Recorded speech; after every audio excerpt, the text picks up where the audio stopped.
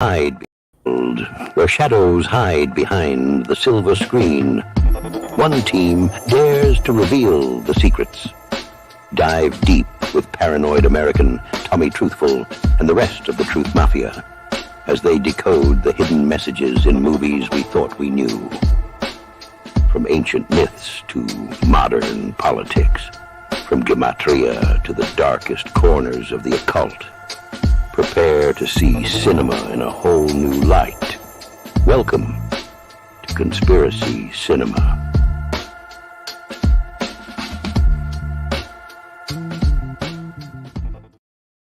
Welcome to another episode of Conspiracy Cinema Podcast, part of truthmafia.com.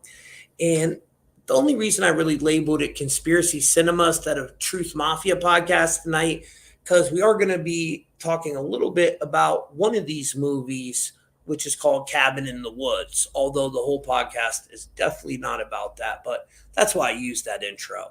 Now, before we get going, this is called fair use and is allowed for purposes of criticism, news reporting, teaching, and parody, which doesn't infringe of copyright under 17 USC 107.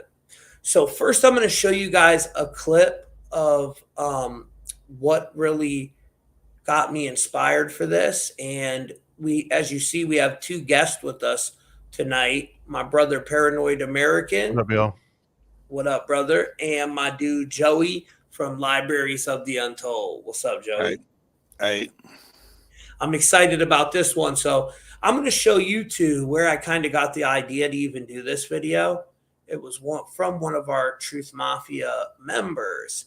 And we'll play that, elaborate on it a little bit, and then I got another clip that my boy B. Dell did that I want to talk about, and I have a bunch of slides prepared, and we're just going to get into it. You know what I'm saying?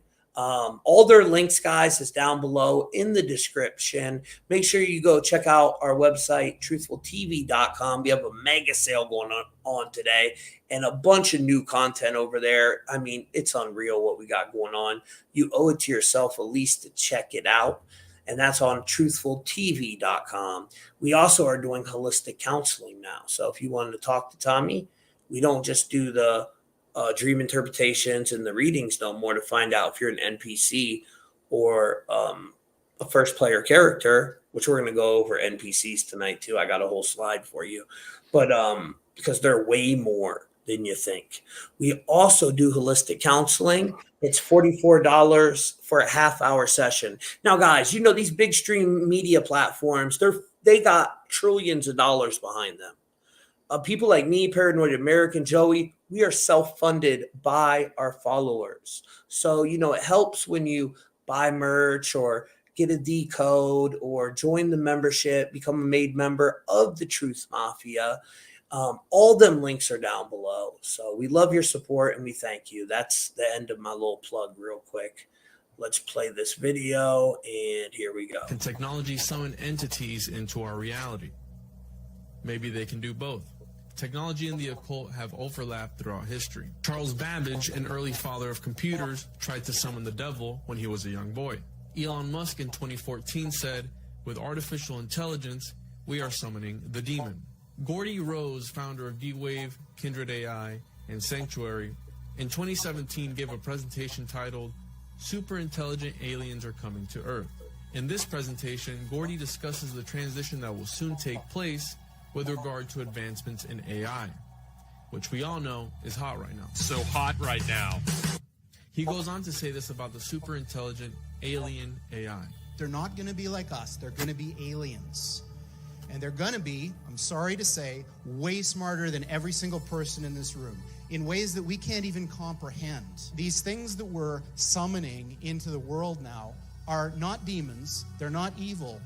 But they're more like the Lovecraftian Great Old Ones. There are entities that are not necessarily going to be aligned with what we want. They just don't give a shit about you even in the slightest. The same way that you don't care about an ant is the same way they're not going to care about you. Are these tech developers tapping into outside forces and opening up Pandora's box? Okay, so that's the one that really inspired me. And then my brother B. Dell He just dropped a video, guys. I shared it in the community. So if you go look on the community on my YouTube page, you'll see it. If you go to truthmafia.com, B. Dell has his own channel up there. Joey from Libraries Untold, he got his Paranoid American. And if you, under any of their videos or posts, scroll all the way to the bottom, you'll see a little box down there. It has all their links pointing back to their platforms. But B. Dell thinks they are unlocking with this technology, and entities are starting to manifest themselves here in the physical. And I'm going to play a clip of the video he just did. I mean, we've all heard about the black-eyed children, and now there's all these videos going viral that it's not just children, but people are seeing people with black eyes. So who knows what that means, but let's check it out. Today I'm going to give an extensive synopsis on the spiritual implications of the parasitical infestation of the black eye phenomenon that's taking place on the planet ever since CERN was activated during the time of the solar eclipse. So with that being said, ladies and gentlemen, the encounters of this anomaly is at proliferating numbers. So that's why we must extrapolate the substantial evidence within this presentation, because the spiritual apparatus of this phenomenon coincides with the reality glitch theory by way of an interface transition that's connected to the hexahedron prism matrix system that operates on the magneto-hydrodynamic ascending gaps of the rings of Saturn that creates a holographic projection due to the subatomic particles to where it subjugates the spiritual. Like I said, the technology in itself is to manipulate your genetical structure. When your genetical structure is manipulated, this is where your body is a low vibrational state and where these entities is able to take upon your physiology. So this is why you're starting to see people with the black eyes. This is why you're starting to see people with the reptilian eyes. This is why you're starting to see people with the demon face, right? This is why. Because when CERN was activated, this is when these entities were starting to come in. So it's not a coincidence that the National Geospatial Intelligence Agency works in conjunction with the Majestic 12, works in conjunction with DARPA, which is Defense Advanced Research Project Agency, which works in tandem with the Greys, and the Greys and the reptilians are basically hijacking the bodies of those who have the NPC avatar. Now, some people don't think they're aliens. Some people say they're demons, you know, what B. Dell is talking about and why people are seeing these black eyes and so forth. So what are your guys' thoughts about some of this stuff? You go, Joey.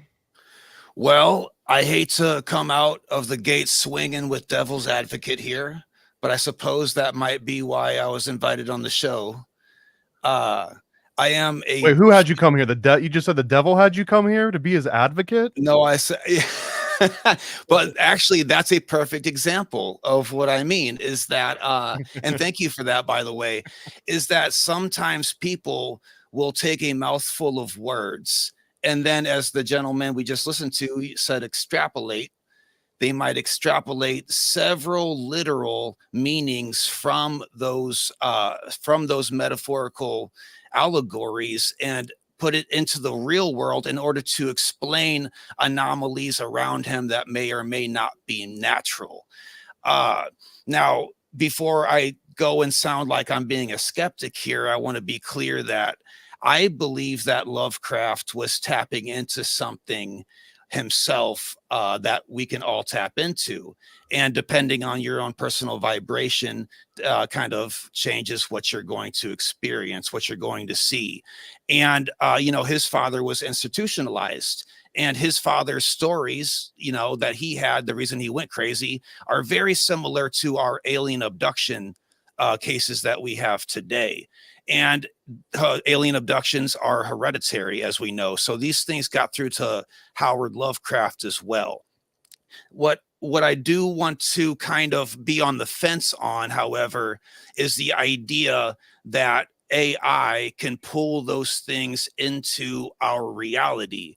Because what I think might be happening is that everyone, in a sense, can tap into these other realities and see these interdimensional beings that by all means do exist, just like to an ant we exist, but the ants might not believe each other that we exist. They are there. But whenever strange things start happening around people, they scrape for an explanation. And when there's something new in the world that just happened, like a big event, say an eclipse or AI or something like that, they are very quick to run down that road in order to get some kind of answer for what they're experiencing. And what I think might be helpful is to understand that the psyche is so complex that these things might not be so easy to staple down to something like AI or through an eclipse or something like that. But at the same time, I'm not thoroughly against any of these theories. I just haven't seen any concrete on it. And the gentleman we just listened to, I feel as if he kind of just had a thesaurus in his hand and just really sounded Oh, that's my boy Bedell. He's actually very intelligent. Oh no, I have no doubt that he's intelligent, because it does take intelligence to make these connections. But I don't know sometimes many of the big words he said myself, you know. Of course. No, and there's nothing against those big words or anything like that. I'm not against that. But I feel like sometimes people will grab onto an explanation and then find ways to make that connection more thorough to them. And I'm open to hearing more of these theories for sure. But until I see more of that, I still kind of lean on the fence of the psyche, the collective consciousness of humans and what we produce, or I should say project out of our own hive mind, you know, as we grow and evolve alongside with AI. I'm not saying AI is a good thing. I'm not saying it's a bad thing. But I am saying that it is a projection of ourselves. That's a cool explanation. I respect that.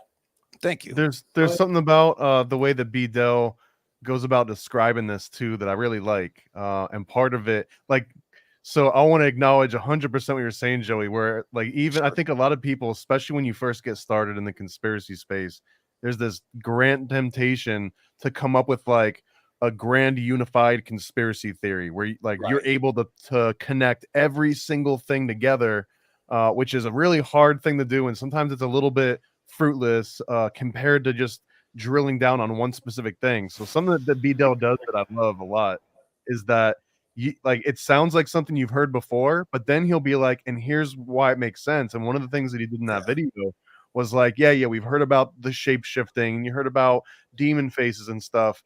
But then he links it to what if there are people that are able to develop some kind of a higher power that they can have intent, because we know that our I want to stay away from buzzwords, but we know that certain parts of us that determine who we are can be changed from outside things, you know, things that you drink and eat and just things that you do out in the world can have actual changes, just like placebo and mental effects could. So imagine if someone had the ability to know that happens, but then have enough intent and focus to almost control. So I mean, there is maybe something there about it's not just, oh, reptilian shapeshifting, I heard that in a book once, so now I'm going to repeat it and it sounds cool. Now it's like, wait, how about like the logistics of this? How would that actually work? And I haven't heard that particular approach a whole lot, and I like out with that. And then the other thing too that I think that this whole concept of like the Lovecraftian angle and the AI and stuff, I've got a slightly different take where I don't know if humans are going to be smart enough to know the difference between an angel or a demon or an alien or an AI sentient. Like I maybe to our detriment, but I'm kind of pessimistic about how smart we really are. Again, absolutely. But we see like less than 1% of the visible light spectrum. Our hearing caps out at like 20,000 hertz if you're lucky and young. Like for us right now, it might be like 17,000 and it's like declining every year. You know what I mean? And all of these limitations, the computers and the technology we design have none of them. In fact, they can see things that are beyond visible light spectrum. So imagine like he was like Juan had in that message, explain yourself to an ant. You know what I mean? Or like if you were to squish an ant, or like, were you being evil? Did you like sit down and nefariously decide to like ruin that ant's life? Or you would just like I'm a huge human. That's a tiny little ant. What do I care? Squish. Or you can change that ant's life. You can put them in a sugar pile. And like, why don't we do that? Why don't we all go around to every ant we see and just dump sugar on it? Because isn't that what a benevolent God? And it's not how that works. So, you know, I guess I don't have enough faith in us to know the difference between a demon and AI and anything else. That's funny you said that. I just had that conversation with my son last night. He was mowing the yard. And he's like, Dad, we got this huge anthill out here. What do I pour in to kill him? And at first I tell him gas. And I was like, bro, don't kill him though. And he's like, why? I was like, what? They're not hurting you. You know what I'm saying? Imagine if you was that ant. And why I said that is because I was working on this video. So I had Gordy Rose's whole thing in my head. You know, it made me think about it. And I was like, damn. Yeah, but wait until you get bit by one of those ants and then you're like, kill them all. They were just carpenter ants. We have these black ants up here. They're not very bad. They're, you know, they're in Ohio, carpenter ants. So now I don't have that same, if I ever see like, I don't know why, when I see roaches, they got to die on sight. I just think of a dirty creature, and, you know, but it's the same thing. It's just trying to survive. So we should think that way more and try to, you know, be more empathetic towards all life, I think. But, and see, that's one of the issues I think that is kind of like that black pill doom aspect, is that whatever makes us want to sit and be like, you know what, maybe don't kill all those ants. Like, life is precious. That's one thing that I don't think, if there is some AI sentience, it'll never get that. It'll never, ever in a million years, ever, like intuitively on its own, be like, wait a minute, let me stop what I'm doing because like this thing that I'm acting upon might not enjoy this process. I don't think that that would ever compute in all the algorithms and weights and, you know, technological fervor in there. That's something that's inherent to us through empathy. And that's the scariest part, is that if we do give AI control over things that normally you assume some kind of human empathy, like that goes out the window immediately. It's gone. What if we programmed it into it? We who you, me? I've written a program that had a bug in it before. You know what I mean? That, remember the Y2K scare, bro? Remember, what if they were like, oh crap, all computers are going to start caring about everybody no, on bro, Y2K. I'm talking next level AI. I'm talking realistic shit. Like, we got AI programming AI and not machine learning AI. You know what I'm saying? And then they're already doing it. These people are 50 to 100 years ahead of anything they give us. So when they give us this machine learning AI, you know, paranoid, we can't prove it, but I guarantee the military has a version of it that you can't even tell reality from it. You know what I mean? Well, and they got like entire military compounds full of the technology that we don't even have access to, so that like me and you, when we try to generate something or generate, you know, like an article, we're limited to like a paragraph before it goes off the rails, and you might wait 15 minutes. Like, they got stuff that like you hit a button and it generates the entire Library of Congress contents, all AI, within like a fraction of a second. You can't compete with that. Yep. And like, I think they have technology, and I think they're using it, that can actually produce whole movies. Because I've been seeing some glitches in these movies going on that is remnants of AI and little weird things taking place. It's been noticing it more and more lately. But you guys know my theory. I believe we're in a simulation anyways. The whole thing's a simulation. It's all tied to Saturn and Saturn's cube. I got some slides I'm going to pull up for you guys here. So what I wanted to ask you guys, I rewatched the movie Cabin in the Woods, right? After I watched Juan's thing with Gordy Rose, and I'm like, okay, that video got me thinking about the ancient ones. And then I'm like, man, they talked about that in Cabin in the Woods, these ancient ones, these ancient gods that they had to sacrifice people to and do these sacrificial rites to keep them appeased from rising up. So have both of you guys seen this? And I'm wondering, is that happening like maybe in real life? Maybe there is something like that. You guys know, you're the skeptics. I like to believe in the crazy shit. We are kind of the skeptics here. Yeah. It's a healthy thing, dude. I mean, it's good to disagree about these things because we are ultimately on the same side that we've been lied to. Yep. You know, and well, speaking of the Cabin in the Woods thing, well, real quick, I want to expound upon what Paranoid Americans said real quick about us not being able to tell the difference between demons and angels, right?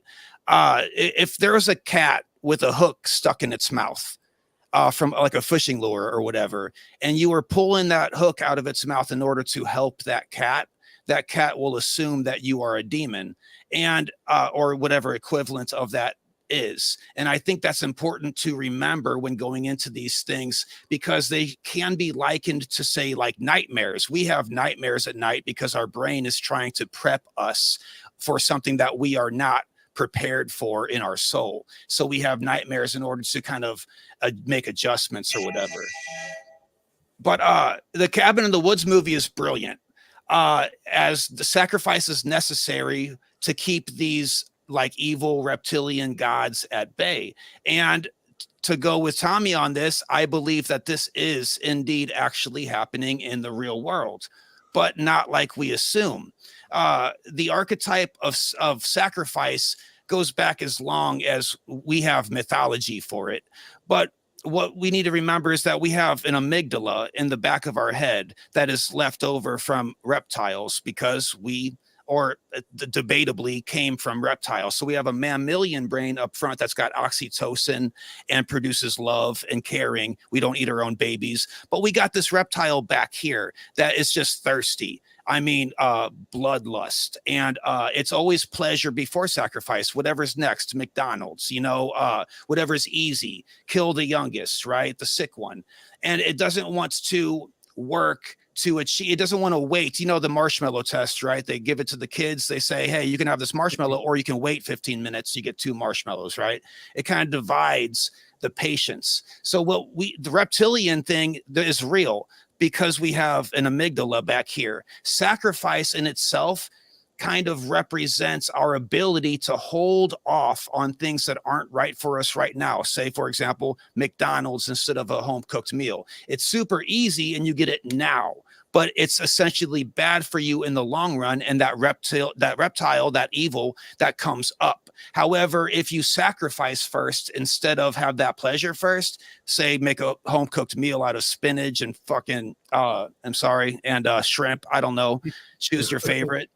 It's sacrifice now, and it takes work, but your body thanks you later, and that oxytocin, that dopamine keeps flowing. So in order to keep that evil at bay, we have to choose sacrifice first. So it is, I think, real, but something happening within that we project outwardly. That's pretty cool. That's a cool theory. Now, I think it's realistic. I don't know if they're these giant entities that's depicted in. I tend to believe they're interdimensional, and they're these archons. They feed off of Loosh energy. Are we creating the archons? We could be. That could very well be, but they're there. Now, this was interesting. I found this. I went looking through all these different fan theories on Cabin in the Woods.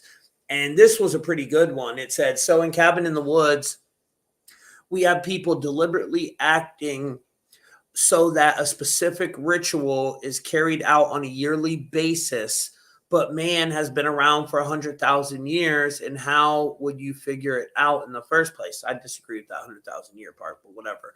In the Final Destination series, we see, in this case, a supernatural entity, death, is acting to ensure the ritual is concluded. In the Cabin in the Woods universe, people figured out the ritual from events like those in Final Destination being linked together by someone very observant, the truth seeker, that archetype.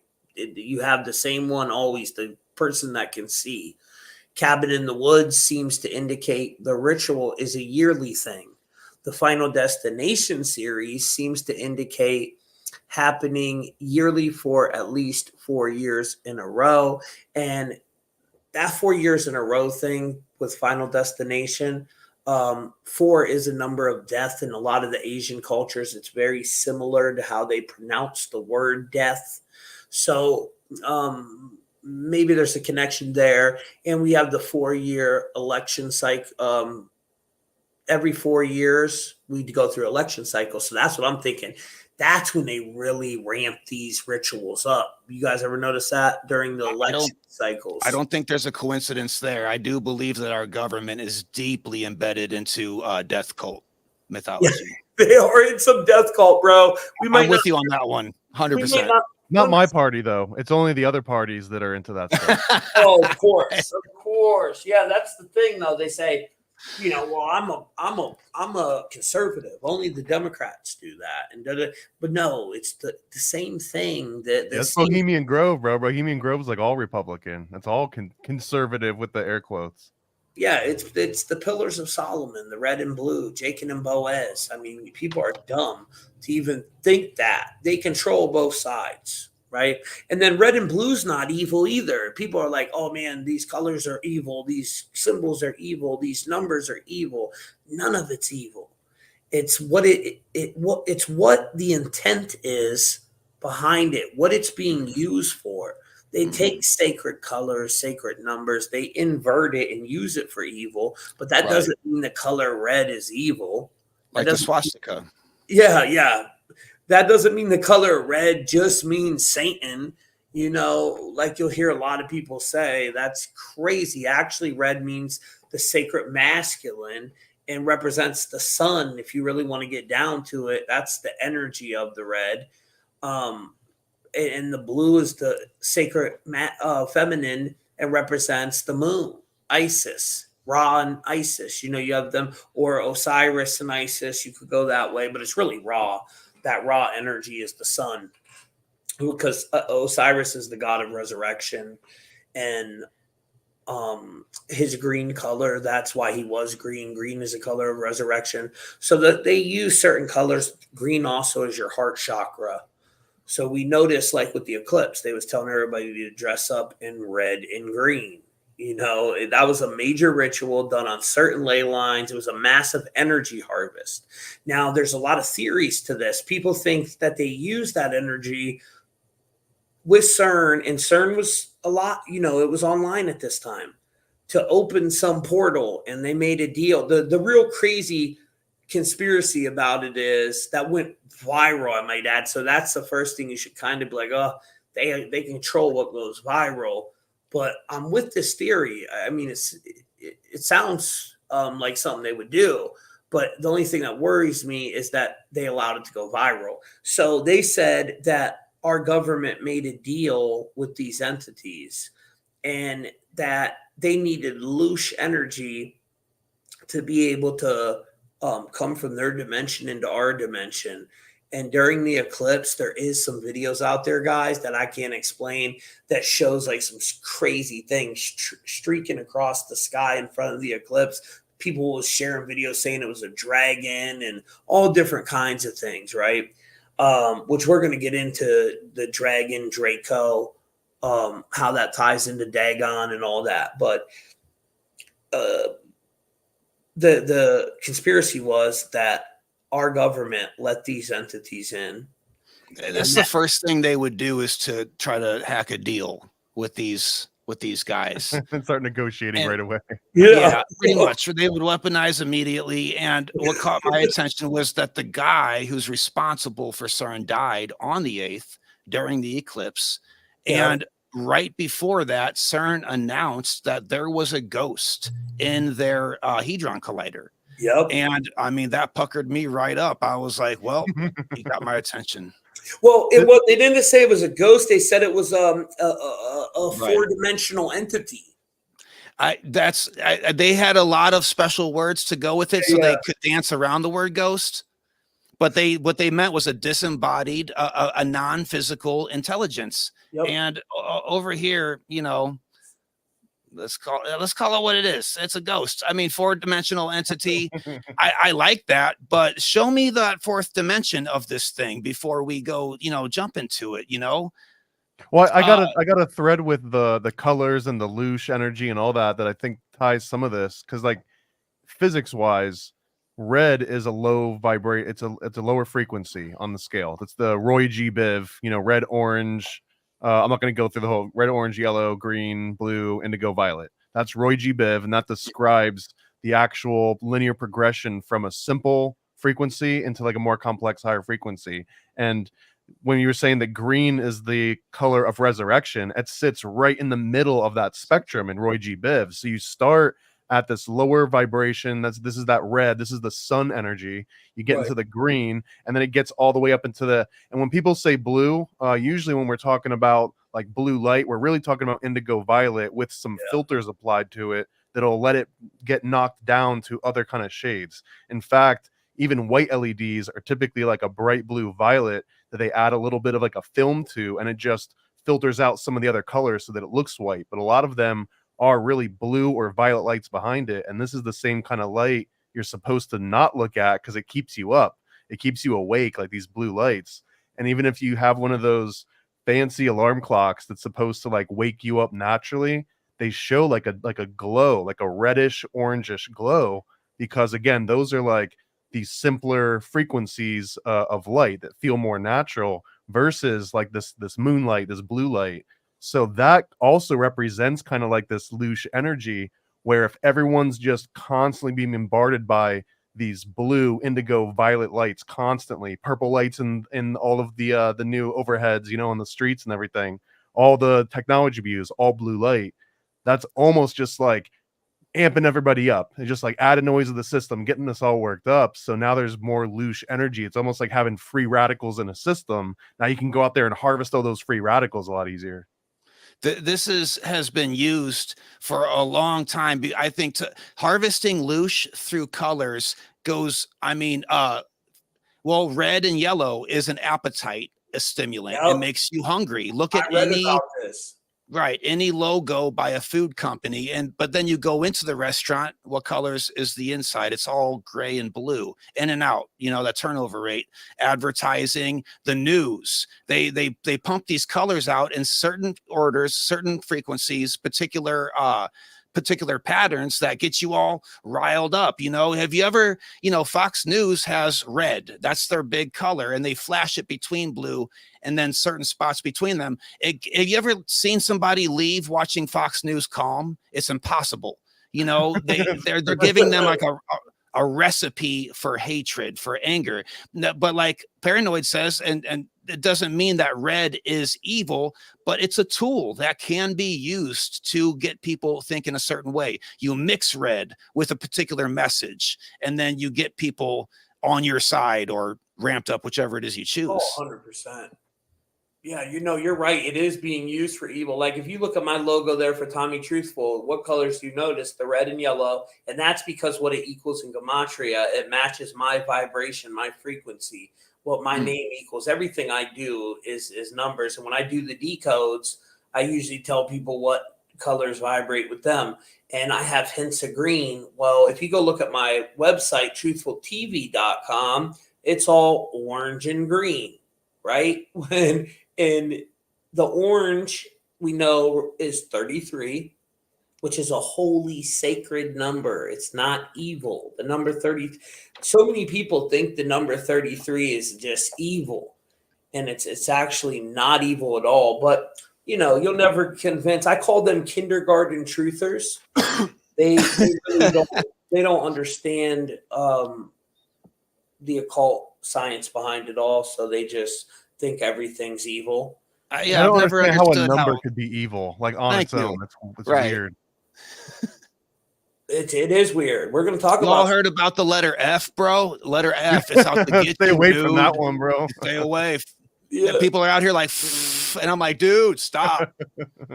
Well, they would say G, but you know, that would be the one they would use to argue. But there's many different letters, many different colors. They can be. You got to just remember this: whatever the creator is, I call it source. That source consciousness that created all things. And in my theory, in my opinion, I believe source created this reality, and then it's been hijacked by these archons, and they're kind of like a brain parasite. I think they injected the AI overlay into the organic simulation, and they've made multiple copies and trap. It's like, you know, with their algorithm with the AI, they label us in these little boxes.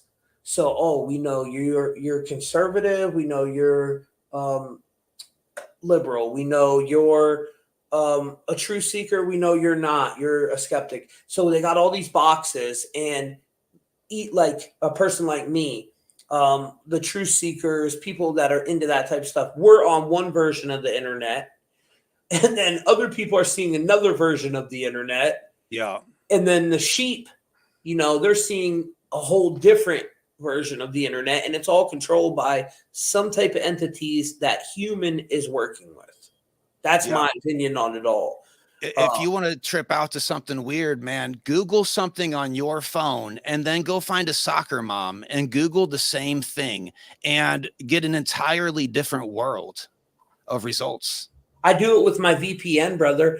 So like right now, Paranoid, I was about to tell you about this. All these places are getting banned from Rumble all of a sudden. So I'm always on the VPN, right? So I was on my VPN in Brazil. I go to log into my Rumble, throws me out, says we cannot let you in something. We're working it out with your country. People from Brazil are banned on Rumble's platform. And it said that in France too. I went through all the European countries. The only one that I noticed it was France. But France and Brazil right now were the ones that I can verify and say for sure that no one from them two locations is able to get on Rumble. So unless they use a VPN to pretend like they're coming from another country. Yeah. Yes, unless they use a VPN. And I don't know what's going on with that. I don't understand it. Brazil is the biggest hotspot for paranormal in general. UFOs, abductions, the chupa. Not the chupacabra, by the way. I'm talking about these flying refrigerators that go around with lightning. And there's proof of this. These doctors have these scars and doctors are forced to take these things seriously because it's like an energy, like a direct energy weapon was used on these people just sleeping in their tents and whatnot.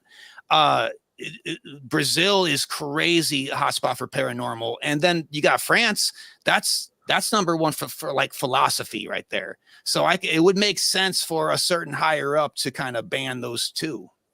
And I just want to say, I think that, and I'm streaming to Rumble right now just because that's like one of my main outlets, but I also feel like Rumble could potentially be just as corrupt as YouTube or any other outlet. They're just not big enough yet. I think they might just not have the resources because like YouTube, you better damn well guess that almost every major government on the country probably has a secret little back door where they can go and say if someone's in Brazil and they're searching for a certain topic, it just doesn't give them results, like government level authority to do that. And I don't know if Rumble has the infrastructure or the size to do that yet, which means that it's a little bit of a Wild West. Someone could take like a video of one of these chupas, blasting someone in the chest with energy, and then have it on Rumble, and then no one has the any way to take it down easily because there's no back door for all these countries. YouTube, bro, like someone sends you a message and you're just like, oh yeah, let me just enter my special little code, and that video is gone. And now, since it was on YouTube, they've got a digital fingerprint, so if anyone ever tries to upload it again, it'll match the fingerprint and it's gone. I just don't think Rumble has that level of infrastructure yet, which is why it's the Wild West. That's interesting, and that makes sense. And I was thinking that too. I was like, yeah, because when you put something on Rumble, it can go crazy viral, bro. And that's one platform that it doesn't seem like they fully control it yet, but they will. They always buy these people out. Once a company goes public, that's how it's over.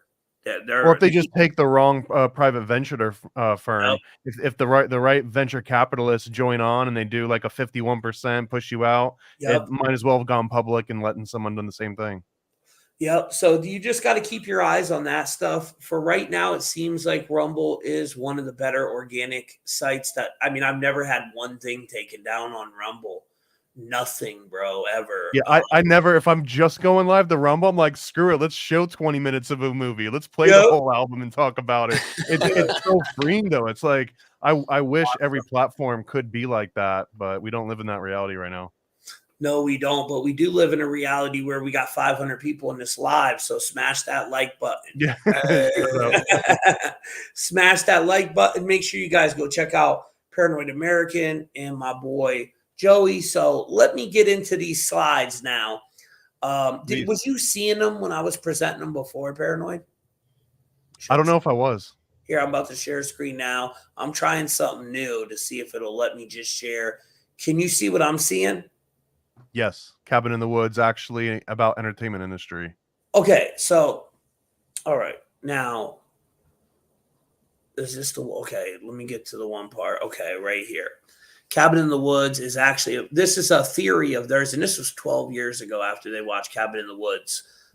Sexy but not wrong is their handle.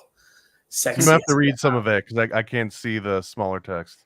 Okay, so at first glance, it's a clever horror movie that breaks the fourth wall a bit to reveal engineers constructing a scenario to keep their end of the bargain they made with the ancient ones.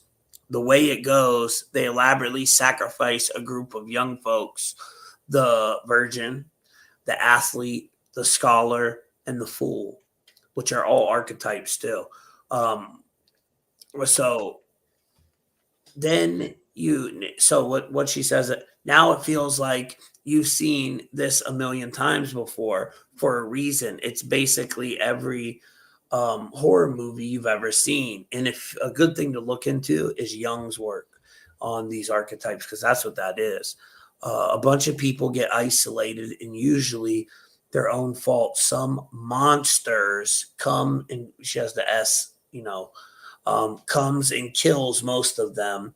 We see it every year in at least one new movie. The monsters in Cabin in the Woods is literally interchangeable as long as the same plot goes down every time the virgin dies. Zoom out and you see that this is going on all around us in the world.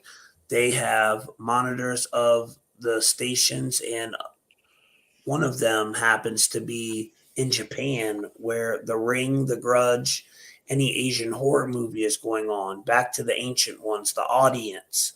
Why even call them that? It's a throwback to the way ancient Rome ran things, which is bread and circus. Keep the people fed and entertained, and you can pretty much do whatever you want. So this person's saying it's an allegory, right? For the ancient ones are us, the audience.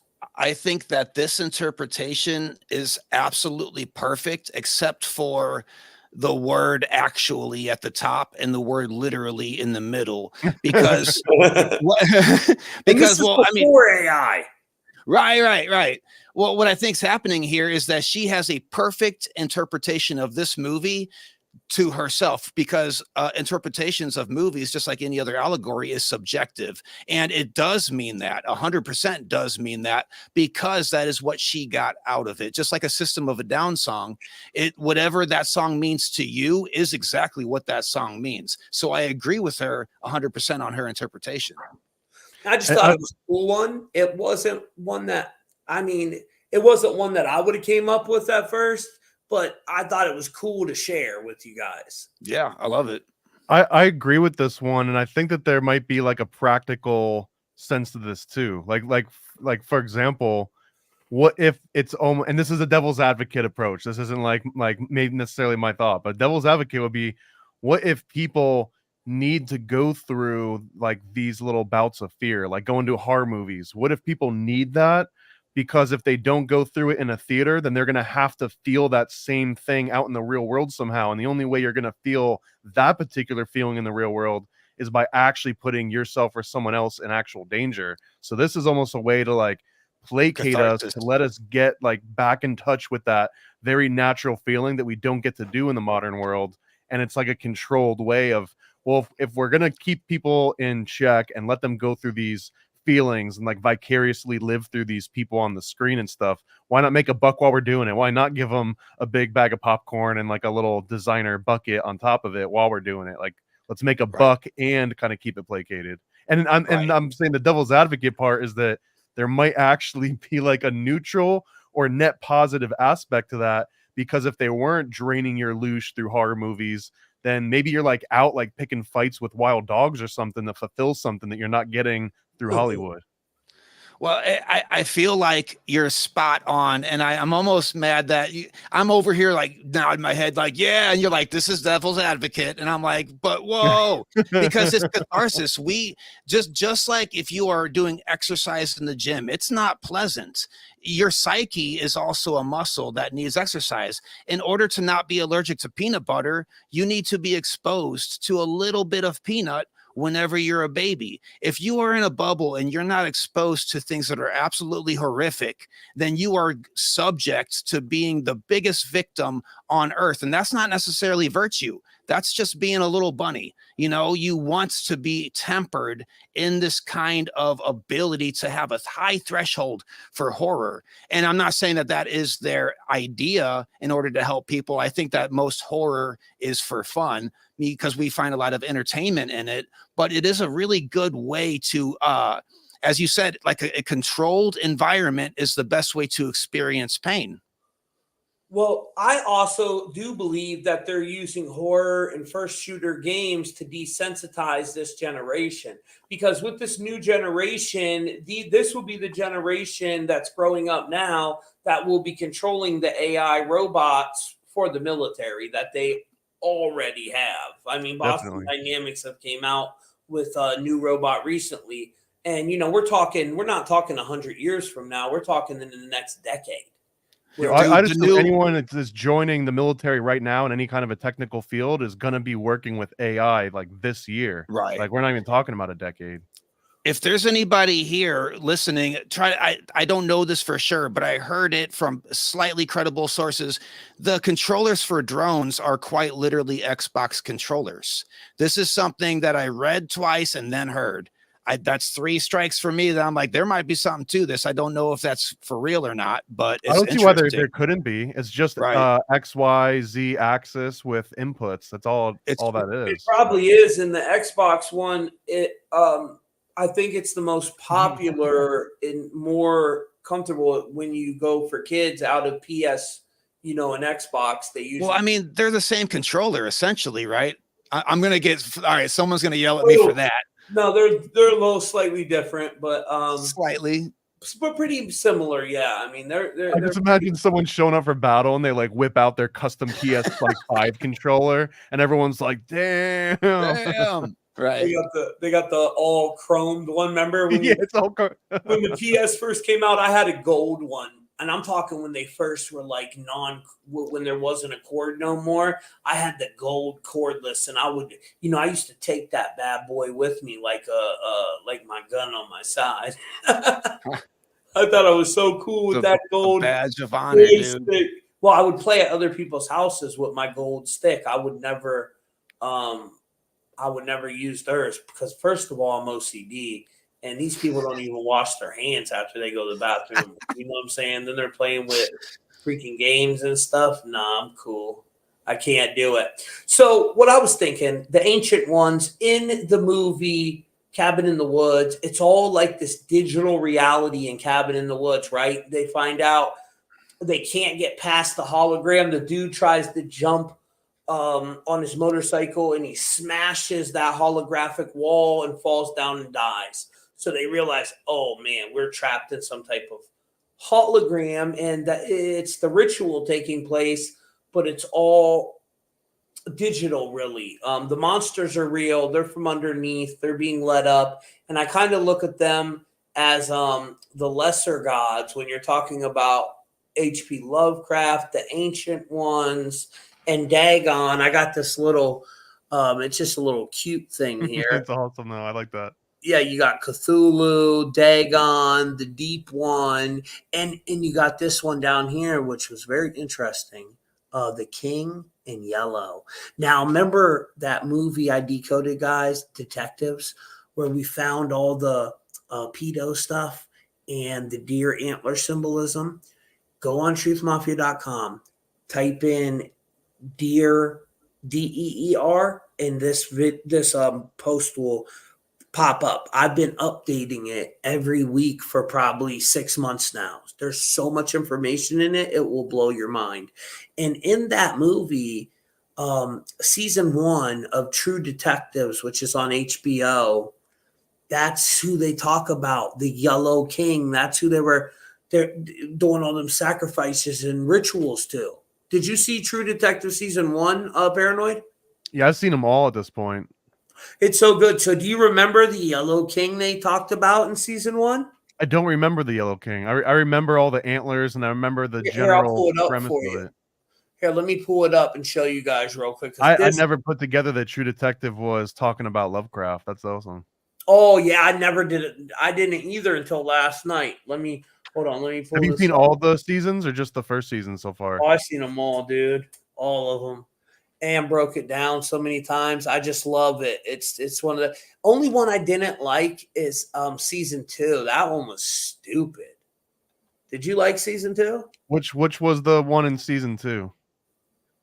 It had that one guy.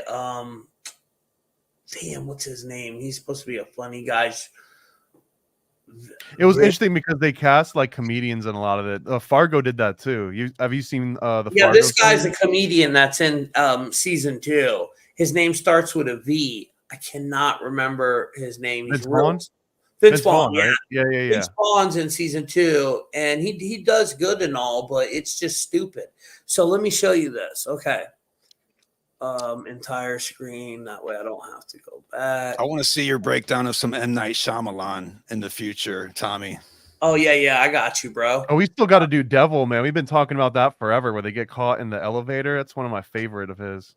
Yeah, that would be a good one, too, to do. I'm down with doing that. So this is a decode I've been working on for so long. And well, speaking of synchronicity, I'm going to get into the number 41 later tonight, but I didn't plan on that. That's just a little organic synchronicity. So I started noticing there was this pedo connection to the deer antler symbolism, and it started blowing my mind. Now with CERN, we have Cernunnos, the green god with the deer antlers. So it's heavily connected to Cernunnos too, right? And in Babylonian cosmology, the celestial stag represents the sun's life-giving power. In Norse, Proas Ida, I can never say that. The kingly stag is mentioned to sit atop Valhalla and drip a bountiful dew from its antlers. So we see this antler symbolism all throughout history. It kind of represents the whole cycle thing, like what infinity sign would represent, right? That whole cyclical, which makes sense because you'll see a lot of plasma apocalypse phoenix connections to the antler symbolism. So in this blog, I'm showing clips of where it's all connected to them hurting children, which is unfortunate. And we seen when they went to their little party, right, at the Rothschilds, they had the antler symbolism. And if you look at the antlers, I'm so glad you brought this picture up, because right when you said that it had the dewdrops, I remembered that one of those pictures from the Surreal Dinner Ball, the one that's like the third from the down on the left there, if you look close at it, it looks like there's little gems and stuff embedded into it. And now I'm putting 2 and 2 together that those are dewdrops that are on that lady's antlers. Wow, yeah. That's crazy. And look at the sign on her back. That's the universal pedo sign. So it's not like I'm reaching. That is what the FBI gives you. That symbol they got right there. And check this out. I found out there's this whole bloodline that represents the antler, and it is the tribe of I can never pronounce that. Pronounce that, Paranoid? Naphtali? Naphtali sounds kind of like Nephilim, right? Naphtali. Close enough for me, man. Right. Naphtali. So they got a huge house in Poland, one in Netherlands, one in Germany. This is all from the same family. So whenever you see this deer symbolism, it's one of the tribes. The deer symbolism belongs to Naphtali, which was the son of Jacob. You think we could trace John Deere back to Naphtali? Maybe so. John Deere might be part of that. And in True Detectives, right, the first girl we found, the dead victim, she had the pedo spiral, the deer antlers on. This is what the FBI tells you. See that symbol? That's the exact same symbol. that she has Dude, on her. the first season here is the most hardcore. Like they are so on the nose with the symbolism and just like the practices and like the whole vibe. I feel like someone Yes. maybe intervened and they were like, guys, let's like take a couple steps back Yep. and add a little bit more fiction. We'll get Vince Vaughn in here, make it silly. You know what I mean? Like they were so on the nose with this first season. Yes, no, they were, including them sacrificing people to the Yellow King. And then look, when they seen right here, when they seen the pedo symbol, the deer antlers were right above it. Hmm. So anytime, you know, someone, I mean, it's crazy, but the Yellow King connection, let me get down here to the part. Hold on, guys. I got to find the part where the Yellow King is mentioned. I think it's down in here in season 4. Up here is the screen TM symbol. No, it should be. Okay, here we go. Here we go. In season 4, episode 2, 39 minutes in and 29 seconds, you see he shows him a symbol on the phone, and it's the same pedo spiral. Now, the season has nothing to do with pedos in season 4, right? But was that what I said? In season 4? Yeah, in season 4. It has nothing to do with the pedophiles, but we have the same symbolism. And remember back in season 1, when they were looking for the Yellow King, who was from the land of Corcosa, which is a it's a fictional city in Ambrosia, Bryce's short story. And in Corcosa, it says this: along the shore, the cloud waves break. The twin suns sink behind the lake. So you have the two sun symbolism, right? In it, but the Yellow King is the main part of the story. This Yellow King, and then when I'm doing my decode, I find out one of H.P. Lovecraft's monsters is the King in Yellow. Now, come on, man. That's wild. I mean, I feel like that's the one. I feel like that's who they're sacrificing shit to. And here's I put the link here to the Carcosa thing. Ambrosia Bryce's short story. This is the guy, right? In 1886, the ancient mystery city is barely described and viewed only in hindsight. After its destruction, so I think all this is connected to the plasma apocalypse and these cyclical events. I really do, that we go through. That's kind of what the deer antlers represent. And then, oh shit, what'd you do? Oh, here it is, Yellow King. Here's the Yellow King right here. See, the city. It's fascinating that the King in Yellow is connected to this idea of destruction, and when you tie it to the antlers of the deer, you have death and rebirth there. What's kind of interesting is that in Lovecraftian lore, the King in Yellow was known as the Crawling Chaos, and his entire purpose was to seed destruction everywhere he went in order to lay fertile ground for rebirth to happen. So in such a way, like Paranoid said earlier, not necessarily evil, although that is what it seems to us. It's like a forest fire, like the Shiva of Hindu mythology. Yep. The more destruction that takes place, the forest fire lays waste to the entire landscape, but then something of beauty comes from that fertile ground. Yeah, and I show it many times in Freud. At 59 minutes in, they show a deer with antlers. Well, pedo's 59. And then Freud had a weird relationship with his daughter. They even show you it in the damn movie. Figures. He probably had a weird relationship with everybody in his life. Dude, there's this whole weird... He had a weird relationship with Jung, that's for damn sure. Yeah, man, there's this whole connection in that movie, Saltburn. So you'll see it, the new Rebel Moon Part 2 came out. You'll see it over and over again.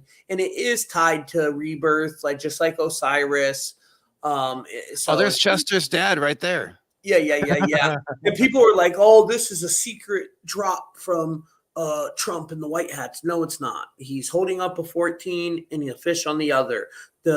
This is Osiris, guys. Osiris was chopped up in 14 pieces by his brother Set, and then he was scattered throughout the land. His wife, Isis, she found 13 of these pieces His penis got ate by a fish, hence the fish, and she made a gold phallus, performed necromancy on it. That's having sex with the dead.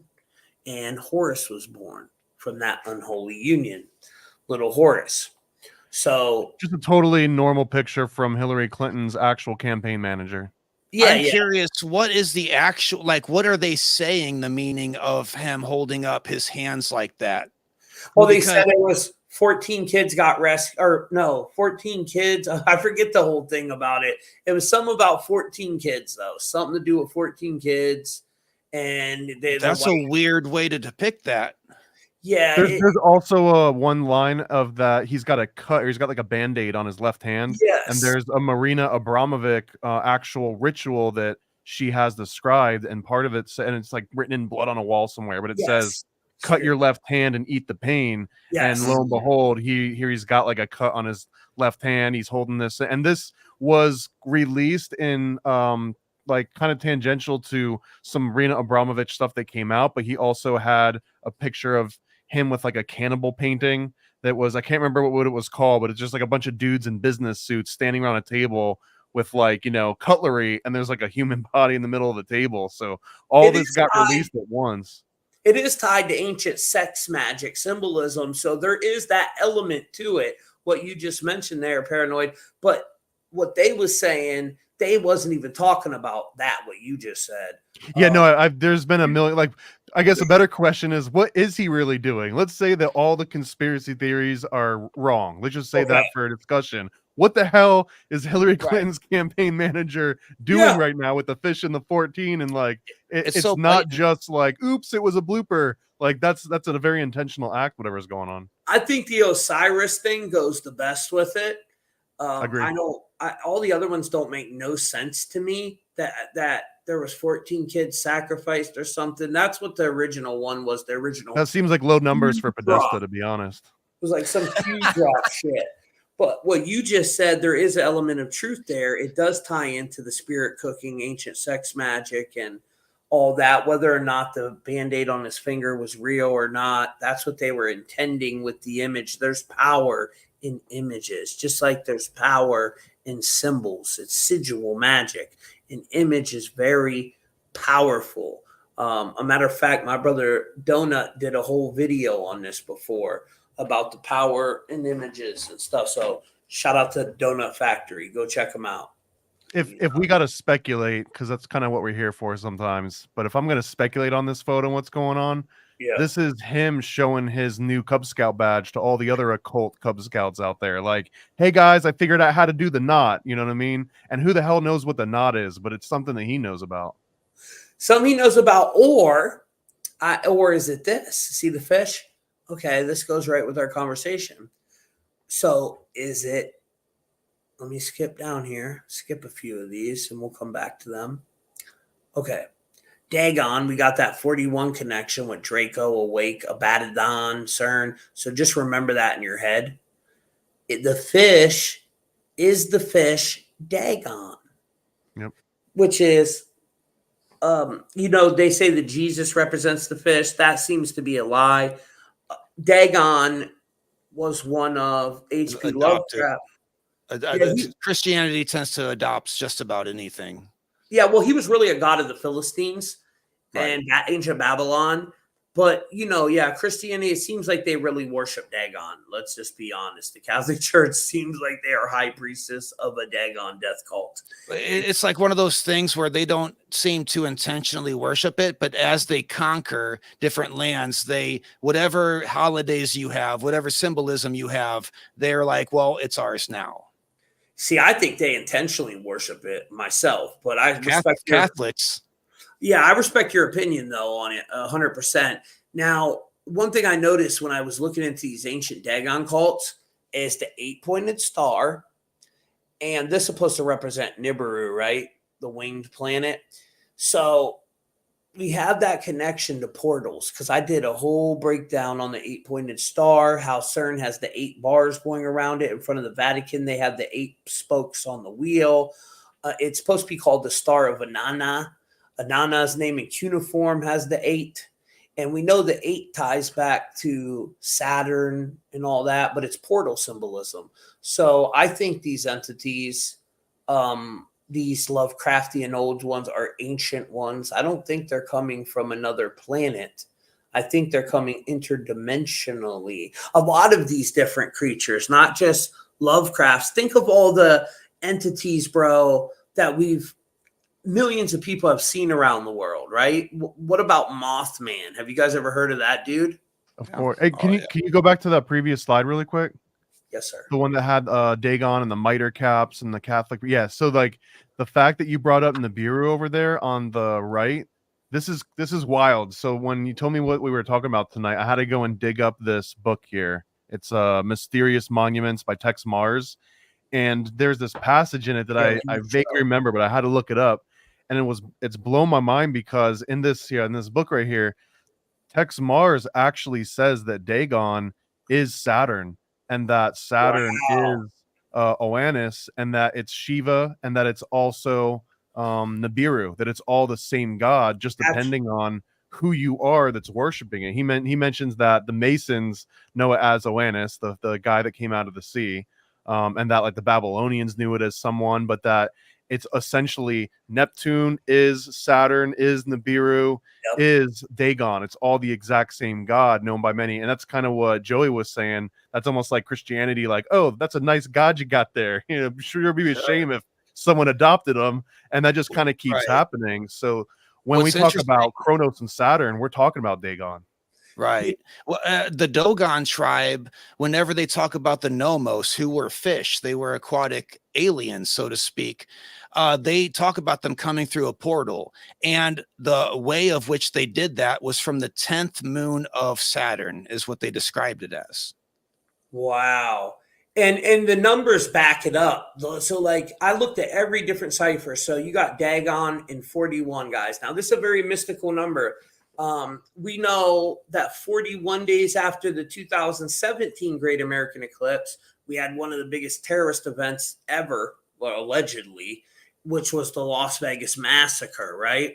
And that was from the 32nd floor. They had 47 weapons. The number 32 is Nephilim, and it's heavily connected to portals and that whole portal symbolism. And there's been many stories. Are the Nephilim from another dimension? Some people even think they might be the Bigfoots that are interdimensional, that are remnant. I'm not saying any of that's real. I'm just saying there is a connection there. I don't think there's a question if Nephilim are from another dimension. That's quite literally how the Bible depicts them to be. I mean, heaven is not another planet. Right. So Draco is in that 41 cipher, Awake, and CERN had the Awake experiment, and then Abaddon. Well, Revelations 9:11, releasing Abaddon, aka Apollyon, and CERN built on the temple of Apollo, known as Apolloseum, right? So what other connections do we have with 41? Well, Destroyer. Well, Nibiru's called the Destroyer. Shiva is called the Destroyer. It's all one and the same thing. I got to read that book, Paranoid. You got to send that to me, bro. Is that one you're selling? The Mysterious Monuments? Now, this one's in my permanent library. You can find this one pretty easily. It's a freaking thick boy. Like, you can knock someone out with this. Yeah, one. I got to see this. Here's the Codex Magica, which is his other book. Like, these two combined, this is basically an assault weapon right here. yeah. Tex Mars, he was the Codex Magica is the first one that really got me in to this type of stuff. And I was already coming up with this theory. I've never read that book that Paranoid just mentioned, so it makes me feel Monuments. Good. It's basically exactly what you would expect from like a Codex Magica book, but it's all about statues and paintings and architecture all over the world, and he kind of traces it to exactly what we're talking about here, to like ancient gods that are now hidden in something that you would just walk by in your city's capital constantly and not realize that it's an ode to some fish god or some other like Babylonian priest. So look, the first ones I showed you guys was English ordinal. That's based on A is 1, B is 2, C is 3, and so forth. This is serpentry. based on the number 7. So when you get to 7, you start over again. A is 1, B is 2, C is 3, all the way till you get to 7. Then it starts over. That's 7, and I can't pronounce it right, but we got Destroyer. I'm not going to mention these ones on the left, but that's how they get the technology into you, the nanotech that they want to get into you, that they're going to harvest your energy. And it's all feeding these quantum computers, going into CERN, feeding this other reality with these entities that they're working with. This is my theory on it. And nuclear blast also equals 41 in that cipher, which there's been many talks about nuclear blasts. When they do that, it has an effect on multiple lower and higher dimensions. So maybe there's something connected to the nuclear event that I keep seeing predictive programming for. When they do that, it's a way of kind of breaking the veil, right? Breaking that glass and releasing these entities, or merging these two realities. You also have chemtrails and energy weapons in there. And the energy weapons is what they'll use for all the people that say no to this above part. If you say, no, I don't want your nanotechnology of me. Oh, okay. Well, remember Lahaina? Yeah. Well, here you go. You're like, oh, what's that floating refrigerator doing all of a sudden? And you're like, bam. Yeah. Is your roof blue? Oh, it's not? Well, here, hold this. Chemtrails is also in there, which is some type of pharmakia, right? And then, so you could see my whole slides are all about Saturn, the cube, even the breakdown of humans ourselves.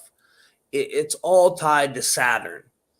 I got a crazy thread here for you on like the Nephilim angle, because I talked to Gary Wayne recently, who's the author of Genesis 6 Conspiracy, and it's all about where Nephilim come from. And I when you were flipping through these, I saw one slide that had honeycombs, and I had another slide that had bees on it, I think, which is like a constantly reoccurring theme whenever these bees come up. And he was making this argument that the Nephilim are these interdimensional creatures, but they come from females. They come from human females. And that's exactly what the biblical story is too. It's that the fallen angels came down and mated with female humans. It wasn't like they were female angels that came down and the males got with it. It was the exact opposite, because the females were the ones that could actually bring another like actual person into this mundane world.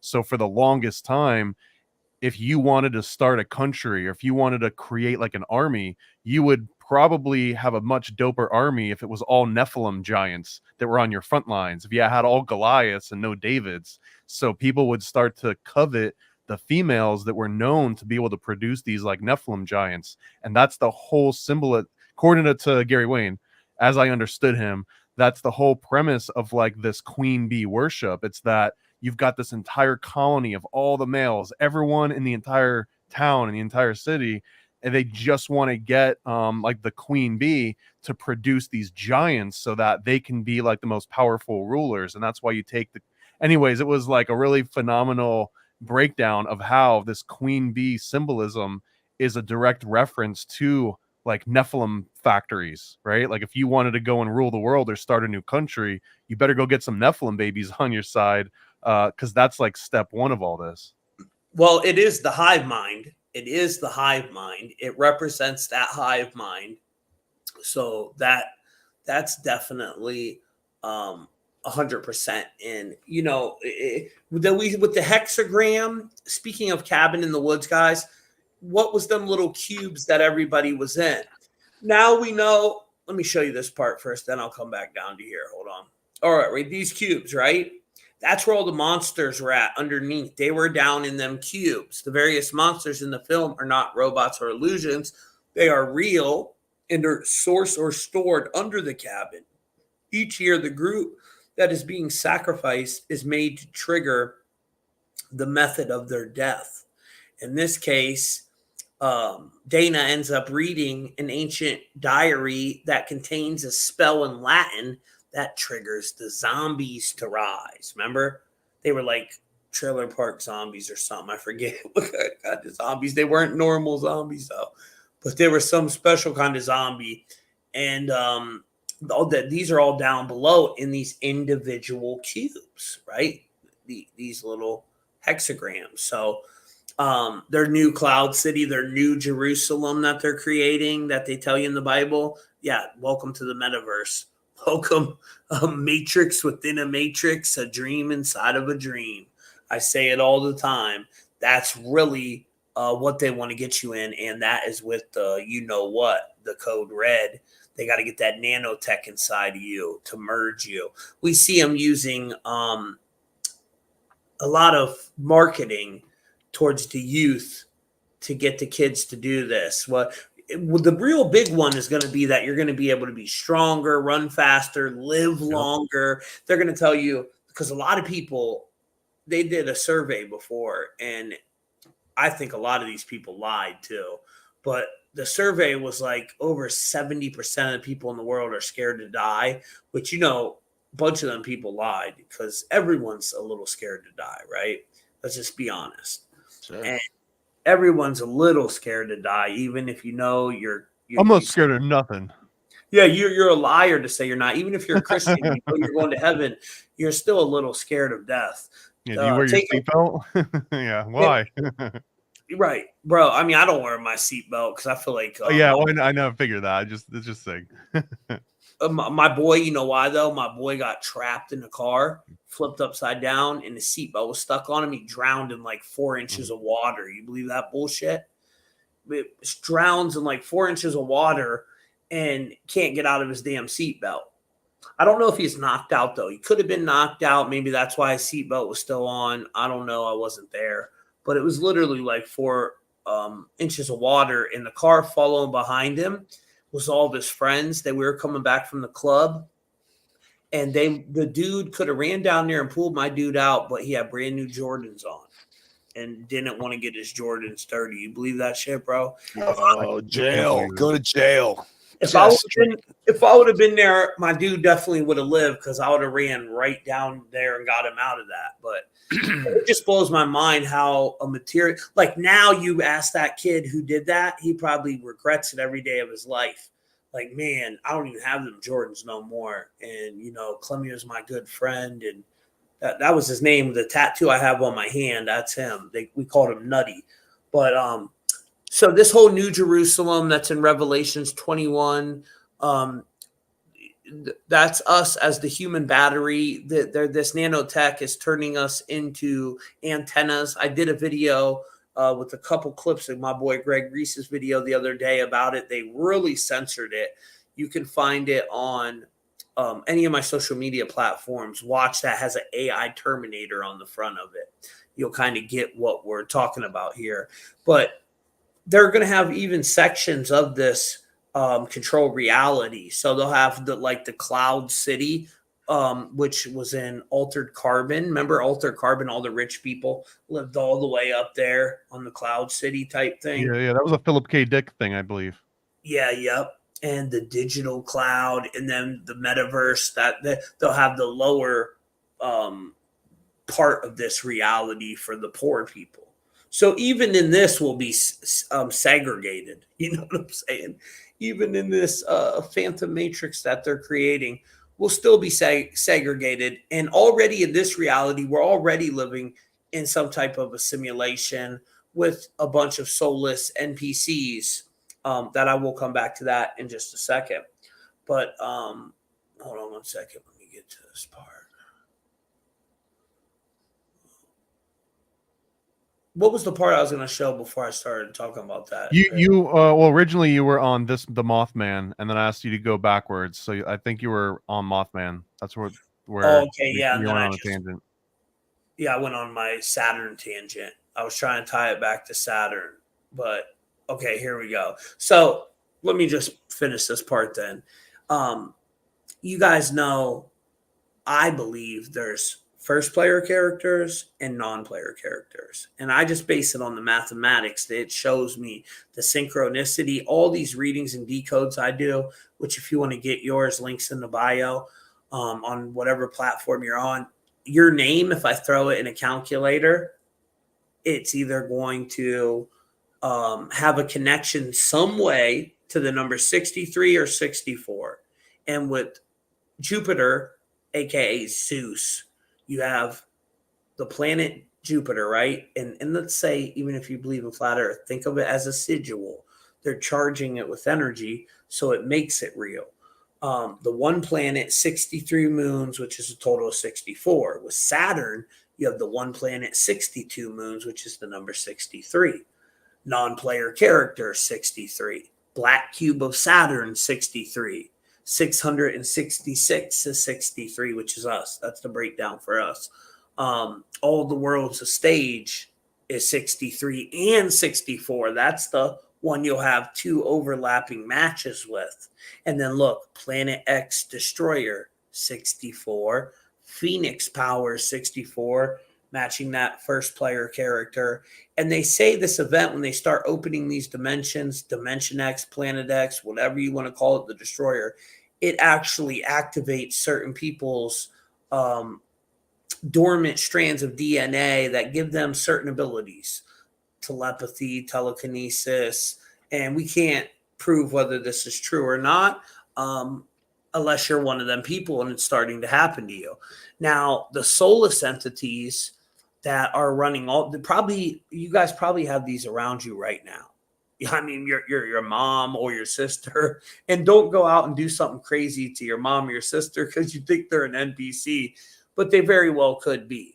The soulless entities, their role of the NPC. In some of the higher level planetary games, artificial players can be created by the programmer of these constructs and inserted into the construct. These background people or filters or sims have no soul. A lack of the golden tether connecting them to any source, right? The creator of all things, source awareness. That golden cord or silver cord, they call it. They don't have that. So if you've ever astral projected, you know what I'm talking about. And if that cord gets slit, say you're out of your body in the astral plane, right? And that cord gets severed, you could be lost forever out there, or some other entity can get into your body. So you got to be very careful with that, playing around with that stuff, if you don't know what you're doing.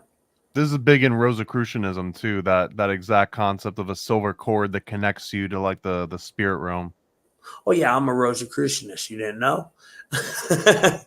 NPCs exist to increase the degree of difficulty inside the matrix for experienced game players. Now, this is my theory of this reality, and I can prove it over and over again with numerology. But, you know, everybody's going to have their own version, their own theories, and that's okay. It's okay to have these conversations and everybody else's take on it. I'm just giving you all my take real quick.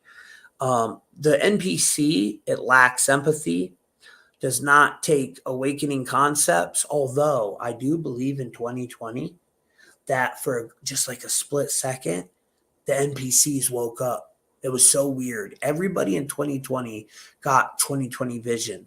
And that's when it seemed like the sun started going through the solar maximum and the solar flares started happening. Remember? And that, I think them solar flares are doing something to us that is activating stuff within us. And it woke people up. So then they had to come up with different scenarios to get people to go back to sleep. And the NPCs went right back to sleep. You have many first player characters that even got rocked back to sleep, but some of us did not. We stayed awake.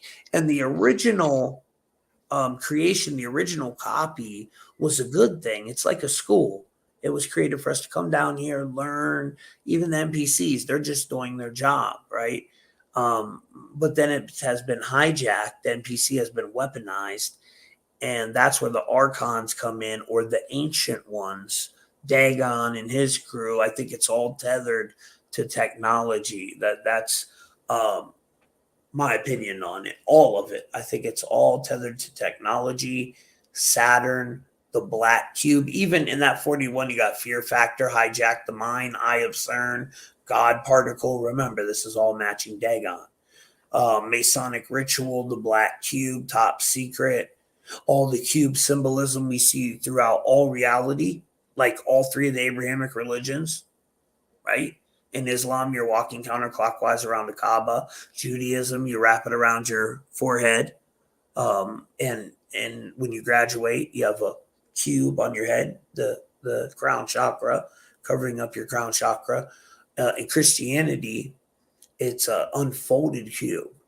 Now, there is an argument that some people believe, like Jesus or Yeshua, or whatever you want to call him, is kind of like the Neo archetype, and he conquered this matrix, and that's why they truly killed him, and that's why the cross is unfolded, which is a beautiful concept to think Right. of. He inverted the cube matrix. Like he opened it up and revealed it to Yeah, like Christ consciousness. That's one of those theories that I think is really cool.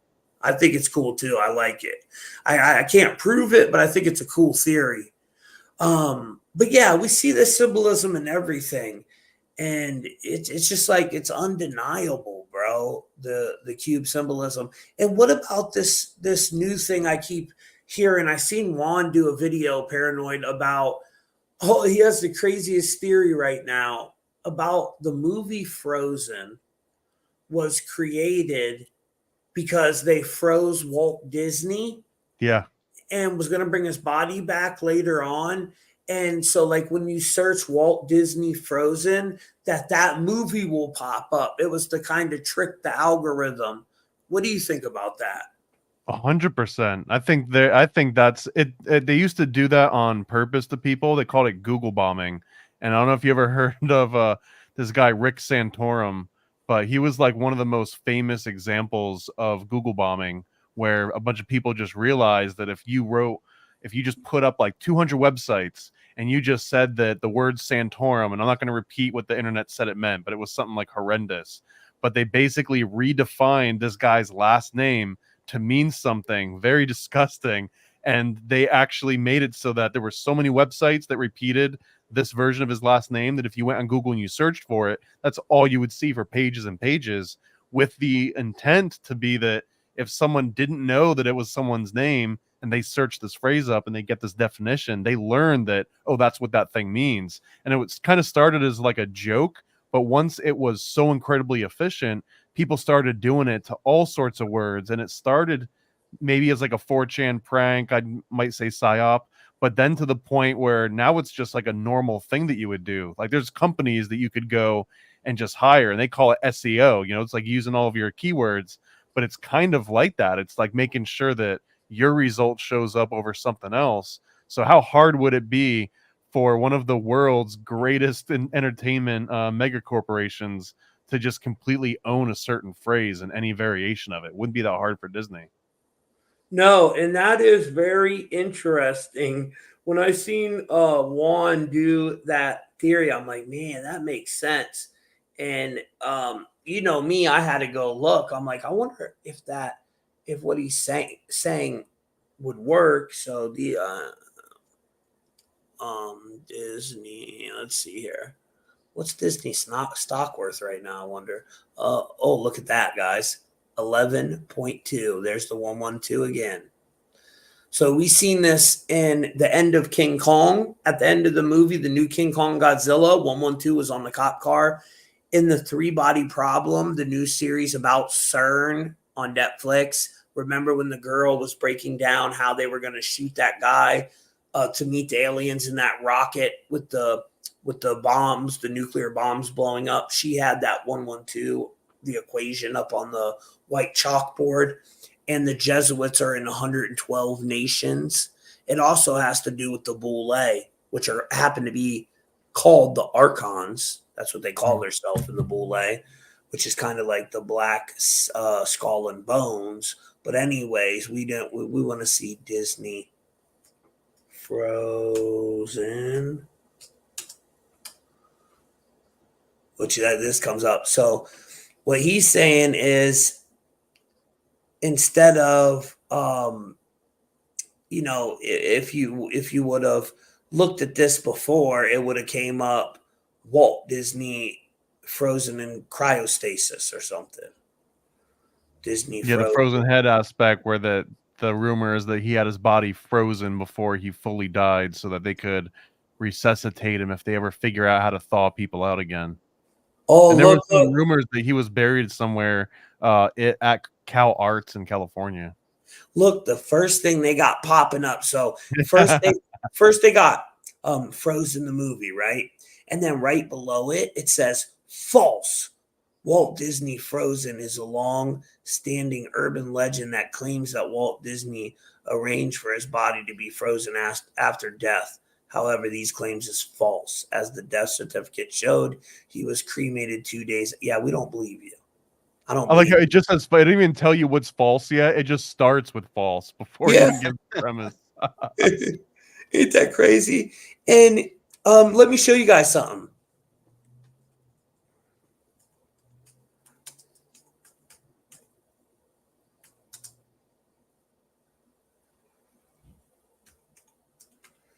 What do we type in? Oh.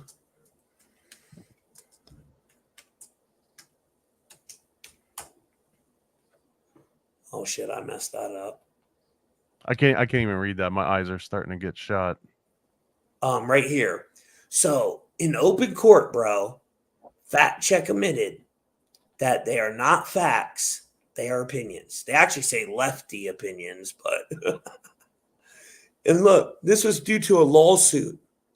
Thanks to a lawsuit brought by celebrated journalist John Stussel, which has exposed the left's supposed battle against misinformation as farces. So they just use fact check to anything they don't want you to think about, don't want you to believe in, bam, they label it with this. And they admit in open court that it is just an opinion.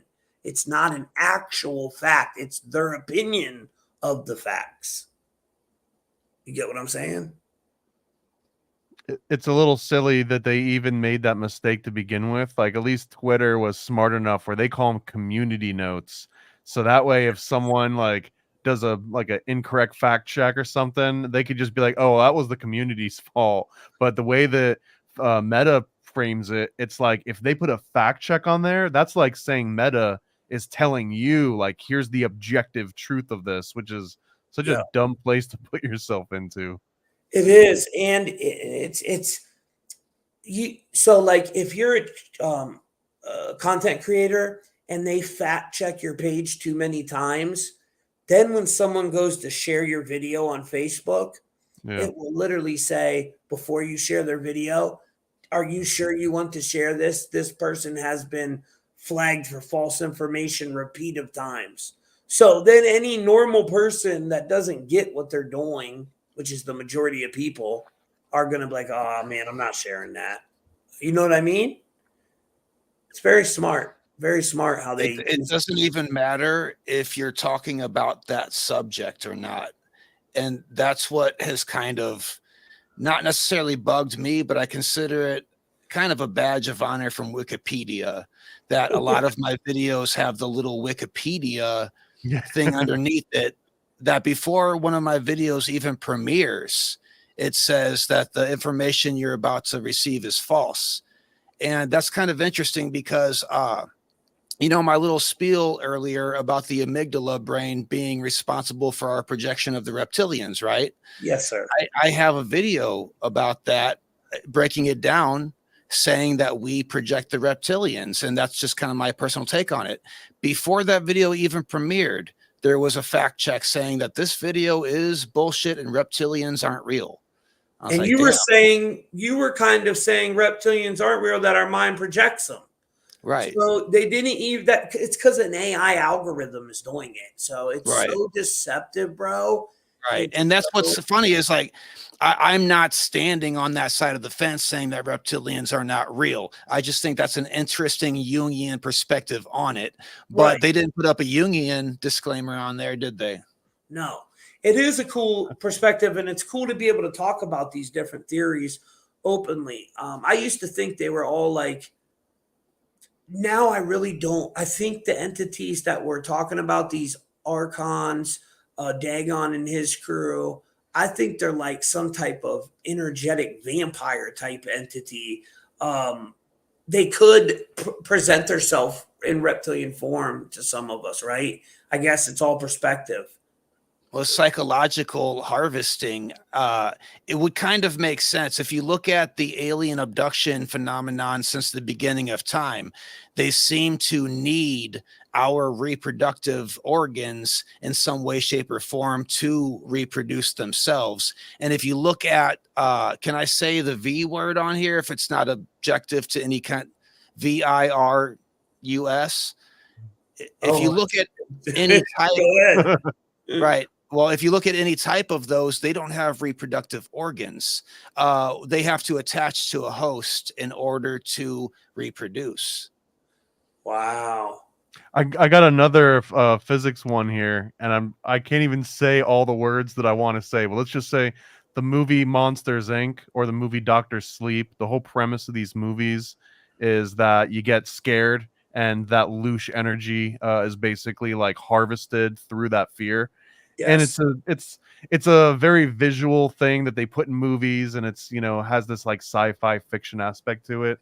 But the real process, if your body gets an adrenaline spike as it's coming down from that, it actually emits a green fluorescence, and that mean like a fluorescence, meaning that it forms a chemical that actually emits photons, meaning that you getting scared or you getting worked up and having adrenaline go through your system, at some level there is an observable aspect where inside your body is emitting photons. You're actually releasing real energy that can be harvested. Right. That I mean, well, so the that it can be harvested, and technically, yeah, I mean, theoretically, yeah, I don't know how much energy would actually be harvested from, but anyways, like there is a very real physiological, like physics-based aspect that Loosh energy can technically exist. You can scare somebody and detect photons being emitted inside of them. Dude, it would be weirder if the Loosh concept didn't exist. If you think about, we have physical bodies, and so how do we eat? Whether it's plant or animal, it doesn't matter. We have to make something suffer in order to gain sustenance, but we do it physically. We eat physical atoms from physical animals or plants. That thing has to die. It has to suffer before we consume it. If you're an astral being and you don't have a physical body, you're not going to eat physical food. You're going to need to eat, though. Everything does. There's a cycle there. Everything cycles and consumes and expels, consumes and expels. The universe does this itself with black holes and quasars. It's not in, but that's physical matter as well. If we can get ourselves out of this black cube thinking, out of this physical, because all we can see are things that are physical, unless you exclude like dreams or ideas, for example. But if we are comfortable with the idea that there are life forms, consciousness that doesn't have physical bodies, the same applies to them. They have to eat. So they would have to eat energy or something that is kind of invisible to us, but as he had said, detectable with our equipment, you know? Right. And they're already proving that certain people that took that gene editor with them words that you didn't want to mention earlier, the V word. Yeah, I don't know what's safe anymore. Yeah. Well, they patented this thing. Bill Gates did. It was patent number 060606, and it was about harvesting your body's energy that it gave off, pretty much. And they're saying just bought New York Times, by the way. He owns it. Just to get that out there. Wild. So, wow, somebody in the comments said they're talking about moving the sun away or moving Earth away from the sun by 2030. Did you guys? Oh my God. Yeah. And I went and looked. It's like something Mr. Burns would do. Yeah. He said the newest one is the elites talking about, well, I just wanted to let you know, my brother, that ain't too new. They are talking about it recently, but they started talking about it back in 2008. So they've been talking about it, because I found articles over here from 2008 where they was talking about moving Earth away from the sun to solve global warming to here. solve shit. They want to play God, dude. I live on the Mississippi River, and it gets mossy because the water's kind of gross. Everybody was like, ew, the water's got moss in it. So the state was like, well, it might be a good idea to maybe input some fish that eat the moss, carp. And guess what? You can't even go fishing anymore now. The carp jump into your boat. They are so abundant that the state has said, please kill as many as possible. They're a huge problem now. Every time we do something to intervene with nature, it backfires every time. This reminds me of how like the CIA was just dabbling with the idea of like, what if we blew up the moon? Like, Right. would that disrupt Russian communications? It was like, yeah, probably, but it's also like our moon. Right. Yeah, it was probably not a good thing to blow up the moon, you dummy. But I mean, you can't blow up energy anyway. I think the moon is just I was gonna say, plus they're gonna piss off the people living up there. Yeah. All those Masons, yeah. I think the moon is I think it's plasma, but that's just my theory on it. I'm currently reading Robert Temple's The New Science of Heaven, and he brings forward a very intriguing argument that just about everything in space is plasma, whether we like it or not. And our five physical senses are so limited that we get it confused. And that is a bold statement, but man, this dude, he wrote The Serious Mystery, by the way. This is not some fringe off the wall guy. Not that there is anything wrong with those guys. They're very interesting, but he is a skeptic himself. So when he says something like this, I'm like, oh no, it's very interesting. That plasma itself might be alive and aware of itself. And in a way, far more sentient than we are with our biological limitations, you know? Yeah, that is. And I'm super fringe, brother. I'm into but I love to have that's why I invite you guys on, because you're kind of the opposite. You know, paranoid's always challenging anything I believe. So I'm gonna get you to join the Freemasons one day. Yeah, that's our mafia Freemason right there. I was going to introduce you that way. Paranoid American. You know what? I found out recently that if I ever get called out on air as being a Freemason, I have to put a hat on for at least a couple minutes. Yeah. Oh, is that the new rule now? They contacted me, and apparently I've not been holding up my end of the bargain. So if I want to stay alive, I got to put a hat on. Yeah, I'm part of a better order than you anyways. You know, my shit's secret, bro. So I'm down with that rosy cross. Now, back to Dagon real quick. The word dragon comes from Latin. I'm going to butcher this. Draconim, meaning huge serpent. Dragon, which in turn is from Greek drakon, and serpent, giant, sea fish. I found that interesting. A serpent, giant, sea fish. So they're connecting it to a sea fish, which is what Dagon or Oannes was, right? He's supposed to be from the great deep. Now, this was also one of H.P. Lovecraft's characters, was it not, guys? Oh, yeah. Let me go up to my H.P. Lovecraft one right up here.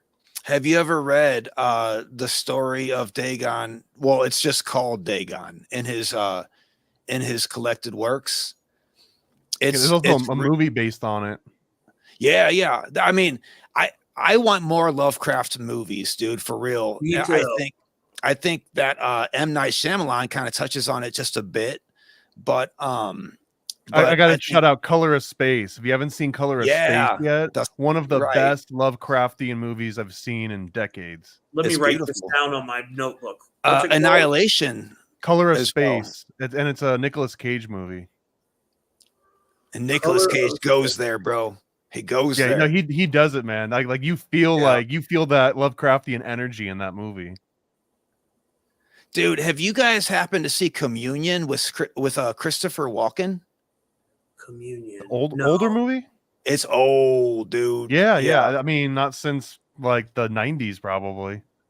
That movie, he carries it on his back. It's cheesy as all hell, But oh man, does Christopher Walken get into the role? He's dedicated to it. It's beautiful. His acting is a dance by every shape and form. It's a good movie because Christopher Walken is doing it.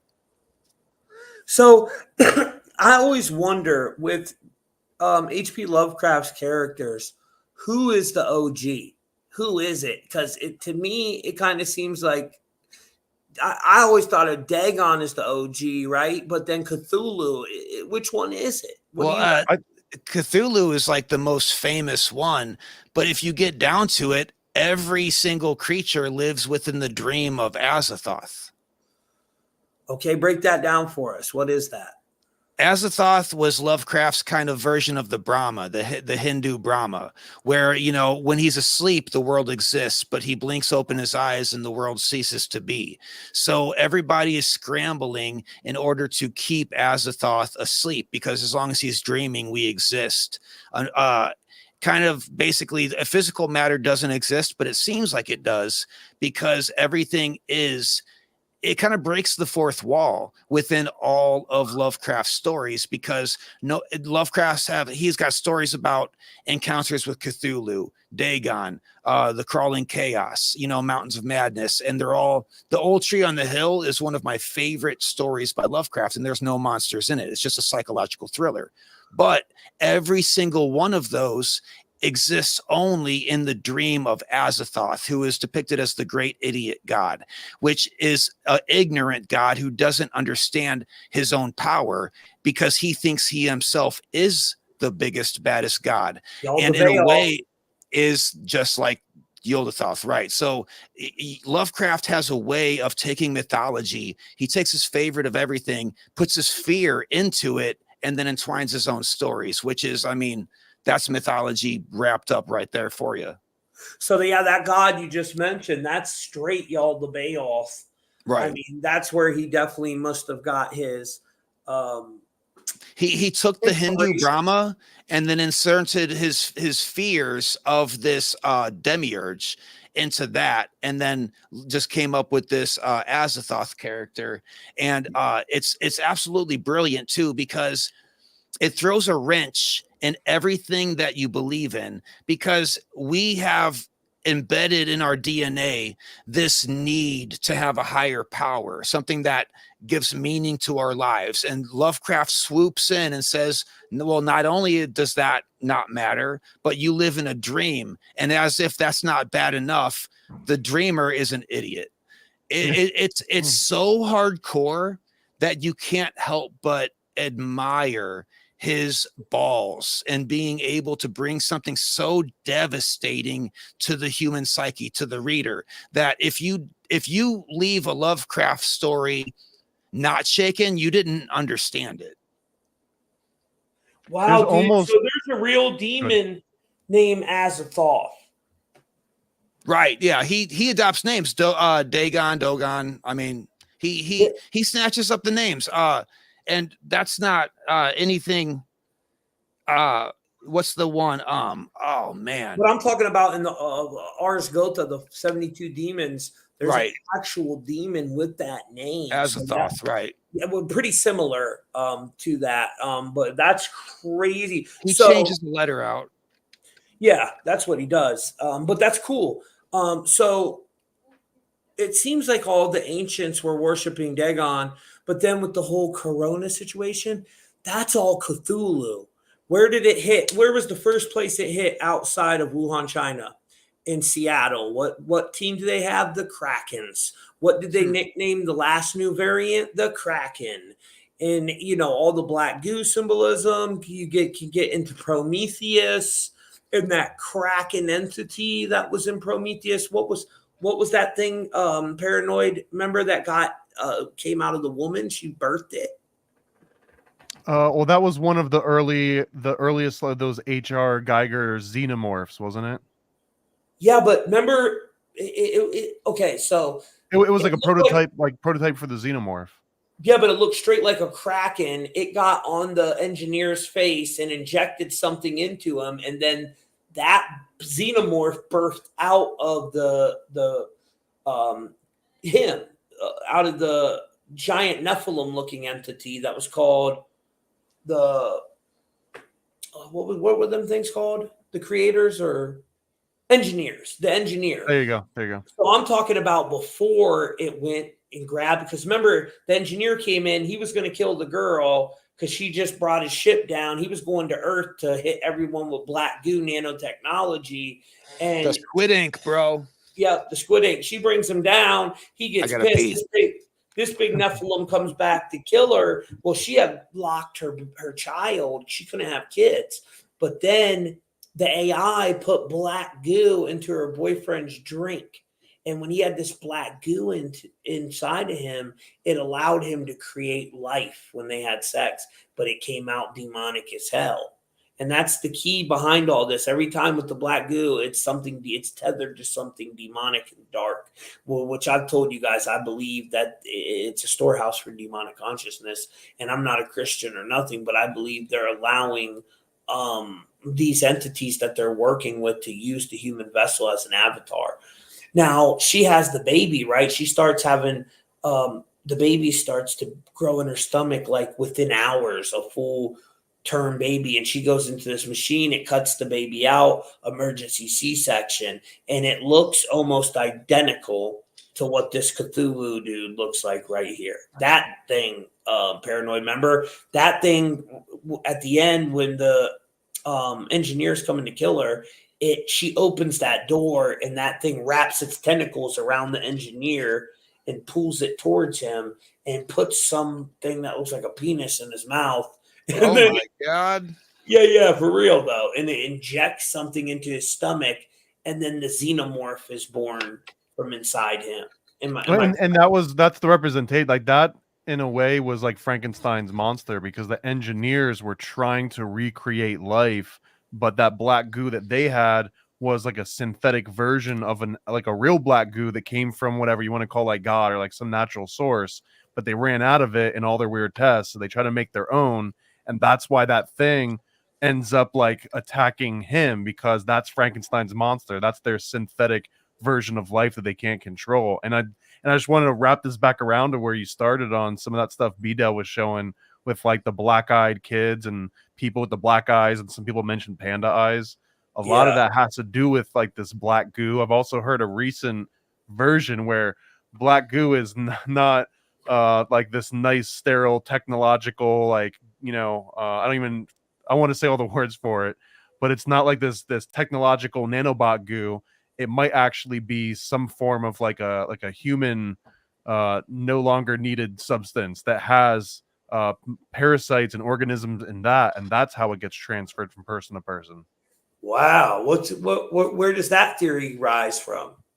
It was just on like a long article that I was reading recently about like the black eye club. It's actually about them passing parasites through their eyes, and that this parasite turns into like a brainworm, and it's not like a nanobot thing that's, you know, like Bill Gates level technology. It's kind of like old world technology. Yeah, but they even think it is that's what I believe it is, but it allows this parasite is the archons. That parasite, that brainworm you're talking about, is the archons that are tethered to it, and it is some ancient form of an AI, but it's not no AI that we understand, you know. What's more ancient than flatworms and what they call nematodes? Nematodes are these little tiny microscopic little worm things that apparently you can take almost any biological substance on the planet and look deep enough into it, and it's filled with nematodes. So it's like all worms all the way down,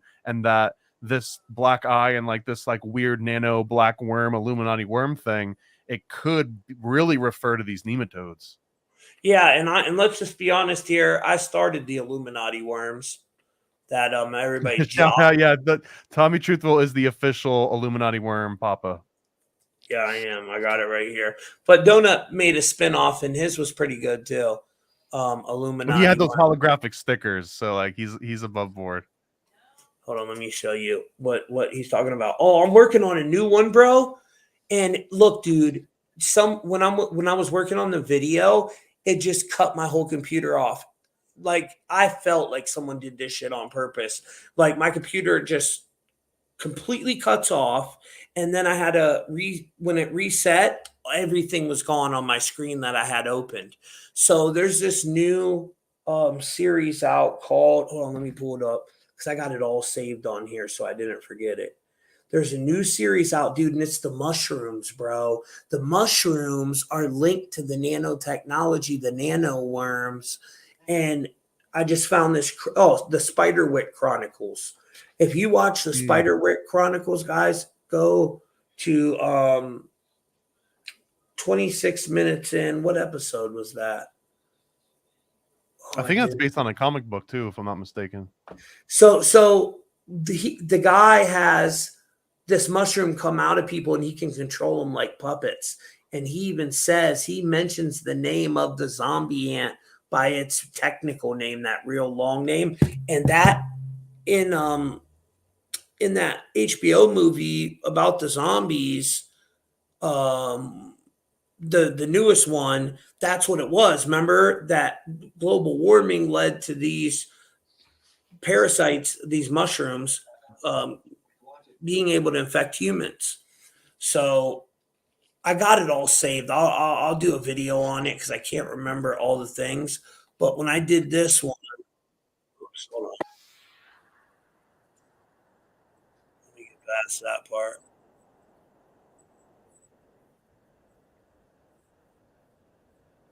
All right, there we go. So I went over some of the basic stuff in here, like nanoworms being the 666 and what it ties into, the different movies that show it. I gave a breakdown on Morgellons, showing what Morgellons is, how that's in the chemtrails, and they're kind of like these nanoworms, very similar. But I want to show you guys a couple, and then we're going to wrap it up. What's this one? Oh yeah, this one. The series From. They had the worms in that. Remember the ballerina girl? She had the worms coming out of her mouth, and the worms got in the black guy, and it controlled him until he got him out of him. What'd he do? He cut himself and grabbed that crazy looking dude that's behind him in the picture, and he cut that guy, cut himself. Up until this point, they couldn't kill them people, and they're like shapeshifters, right? But he put his blood into him, and then parasites got into that shapeshifting thing, and it killed one of them for the first time. So they found out, oh, we can kill him, right? And that was at 4 minutes and 44 seconds in to that episode, which is Lucifer cloning, graphene is all 444. So, this got canceled, right? Like they never actually resolved the whole series. Like it just kind of ended and never came back. No, we're waiting for season 3. Season 2. Are they? Oh, season 3 coming out? Oh, I'm hype for that then. Yeah, it's fire, dude. Because they're at the end of season 2, they find out like they're starting to think that it's some type of military operation going on. Because they're trying to build like a radio tower, and they think they can interpret or like intercept signals and send signals. Yeah, okay. I'm excited if we got a season 3 coming. I think we got a season 3 coming because this did very well. And these entities, Joey, they'll come knock on your door at nighttime, bro. And if you have a sigil on your door, they can't come past the sigil. Yep. But they'll look like your grandma, right? It can shapeshift into whatever, and it'll come to your window like your grandmother, and then you'll let it in, and right before it kills you, it turns into this whatever that is, like a spider demon thing. Yeah, I caught it in its stages, its metamorphosis. But maybe From is like Cabin in the Woods. Kind of. It is. I think there's that layer. I think we're going to find that out in season 3. I think we will. And then the movie Strand. We've seen the worms with Strand too. I can't talk too much about this because I've got taken down many a times for that breakdown. But, you can come watch this on truthmafia.com. Let me skip. They did a little too much disclosure. Now you're not even allowed to talk about this TV show because it was so close to what happened. Yep. They're like, oh, they're talking about it. It's like, no, I'm talking about the show, but the AI can't tell the difference. Yep, 100%. It's crazy. So they'll flag you. You know what I mean? And but yeah, it's all about these vampiric entities that they get inside of us and then control us through. This is a good breakdown, though, if you guys want to come check it out. It gets into more gallons, black goo, the archons, this archon worm, the black-eyed club, why people are walking around with black eyes, and they say it's an ancient soul-scraping ritual. Most people, like Donald Marshall, I think he's a total disinformation agent. He said it was a lizard's proboscis that would go in through the eye and wrap around the optic nerve. Well, I think it's nanotechnology like they show us in all the symbolism. You see, with the black goo leaking out of the eye, I think it's that nanotech that is the nano worm that goes in, and that nano worm is what stores the consciousness of whatever host they're transferring from clone to clone or body to body. You know what I mean? And that's how these elites can live forever. That's just a theory of mine. I mean, we might find out that those little nematode worms that are in us, like maybe those have been nanobots all along, and we just don't have the technology that can confirm that. Like it looks like biological. Right. That's what I'm saying. But there's many different theories on it. The others, these walk-ins, and they think we ripped a hole in the space-time continuum during the Philadelphia experiment, which is where these parasitic disembodied spirits first walked in. And in their reality has came to an end. So they develop more of the reptilian cortex of part of their brain in this theory. And yeah, that's like what Joey was just saying. And forgive me if I butcher the name. Was it Azazoth? Is the Lovecraftian like master god? Like the way that you're describing this, Tommy, is that these entities jump into our reality because they find out that their god's about to wake up. So they jump into our reality because our god's still sleeping. And that kind of like represents them like getting abandoned by their old god and into ours. Yeah, it's pretty interesting. There's definitely something going on there. I don't claim to be one to have all the answers. I'm just noticing pattern recognition in many movies, which is predictive programming, revelation of the method. It's yes, all of our psyches are connected. There's that joint consciousness of it all, but something is being projected from somewhere, with this. And that's just my theory on it. I think it's all connected to them entities. We see it in Dark City, many different movies. But yeah, that was on that, guys. And that's over on truthmafia.com. Just put in Illuminati worms. You'll see Donut did one too. And then I want to show you guys something real quick. And then we'll wrap this up because I know Joey and Paranoid probably want to kill me keeping them on here this long. We're the old guys. Yeah, I enjoy having you guys on. I thank you for coming and rocking out with me. No, thank you, man. It's always a good one. And Joey, man, that was probably one of the most succinct breakdowns of Lovecraftian like mythological hierarchy ever, man. So thank you so much for that breakdown. Like I'm gonna be able to remember that one so much easier than all the different like guides that I've read through. Is one of my OG loves was Lovecraft. I jumped kind of violently from Animorphs to Lovecraft in my literature. As one does. Yeah. So guys, you can get your personal decode, find out your role in the simulation. Like I said, I do the holistic counseling now, so you can book a session with that, 30 minutes with Tommy Truthful, and check out our shop because we got some amazing new products. Every product I have over here is holistical.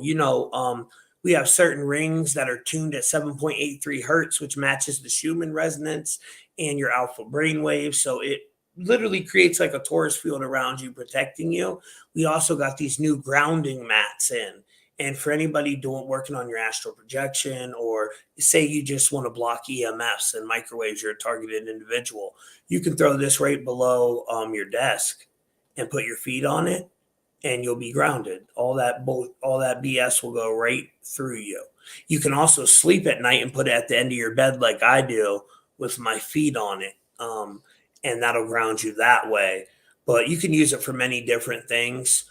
We got many. Oh, I just got these in too, guys. They're made out of obsidian, which when you read about obsidian, it blocks black magic, psychic attacks. So if you are someone that's dealing with stuff like that, that's what obsidian is supposed to do. And it comes in all of your different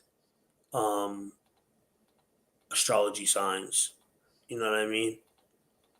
I'm the Capricorn. I'm the goat. And then, we just got a bunch of new products over here. You guys owe it to yourself to come check it out. This you put on the back of your phone. It's made out of that shungite, and it blocks all the EMF and microwaves. I mean, I got a ton of new stuff over here on truthfultv.com. That link is down in the bio. Click on the link, shop now, and you'll see that. And that's over here. I also got the group back up on the app. And the group will be back up. We'll have our own social media platform available on truthfultv.com within the next week or two. So that'll be available too. These new rings, they come in multiple different crystals. And it breaks down in the description what each one does. So you can always look at that. Obsidian, a powerful protective stone. Obsidian forms a shield against negativity. It blocks psychic. And this is not my theory. You can go look this up. This is what they'll tell you about these stones, which is known on them. I like this one. The turquoise and blue turquoise is known as a truth seeker. It empowers those who are shy about sharing their understanding and aids in communication of the truth. I think everyone should have to wear one of them.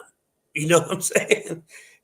Everyone should wear the Truth Seeker one. But yeah, and this is with shipping included, guys. And then check out my boy, paranoidamerican.com. You got anything that's going to get me in trouble? No. I got it all taken off. Just don't click on anything on the front page after you get there. And I've got a new series that it's on Kickstarter now. I'm not going to say the name of it, but I've got other stuff that's on Paranoid American website.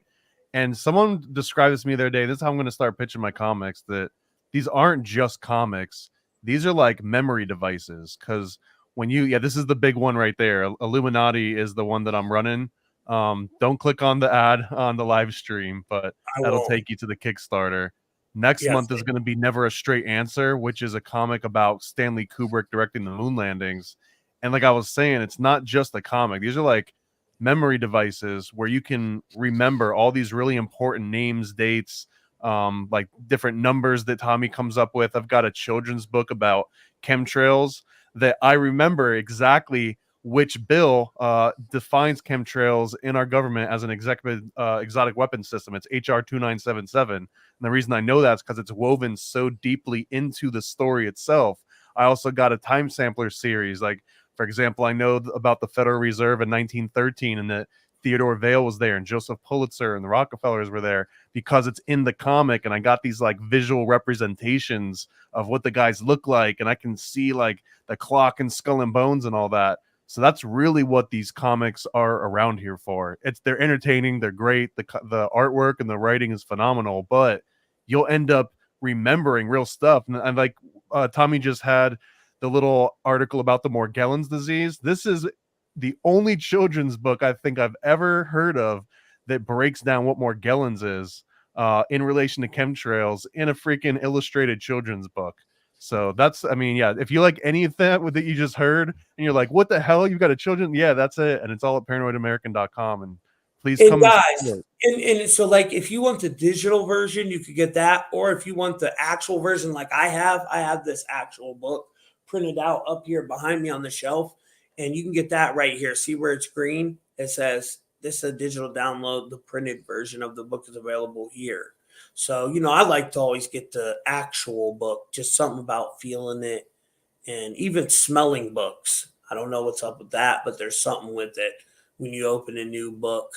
Well, and again, as like mnemonic devices and things that help memorize, the digital version is great, but having a physical version that you're actually touching, a lot of people are kinetic learners where like you learn just by touching that page and turning it makes you learn it more because it's registering with more senses than just your visual.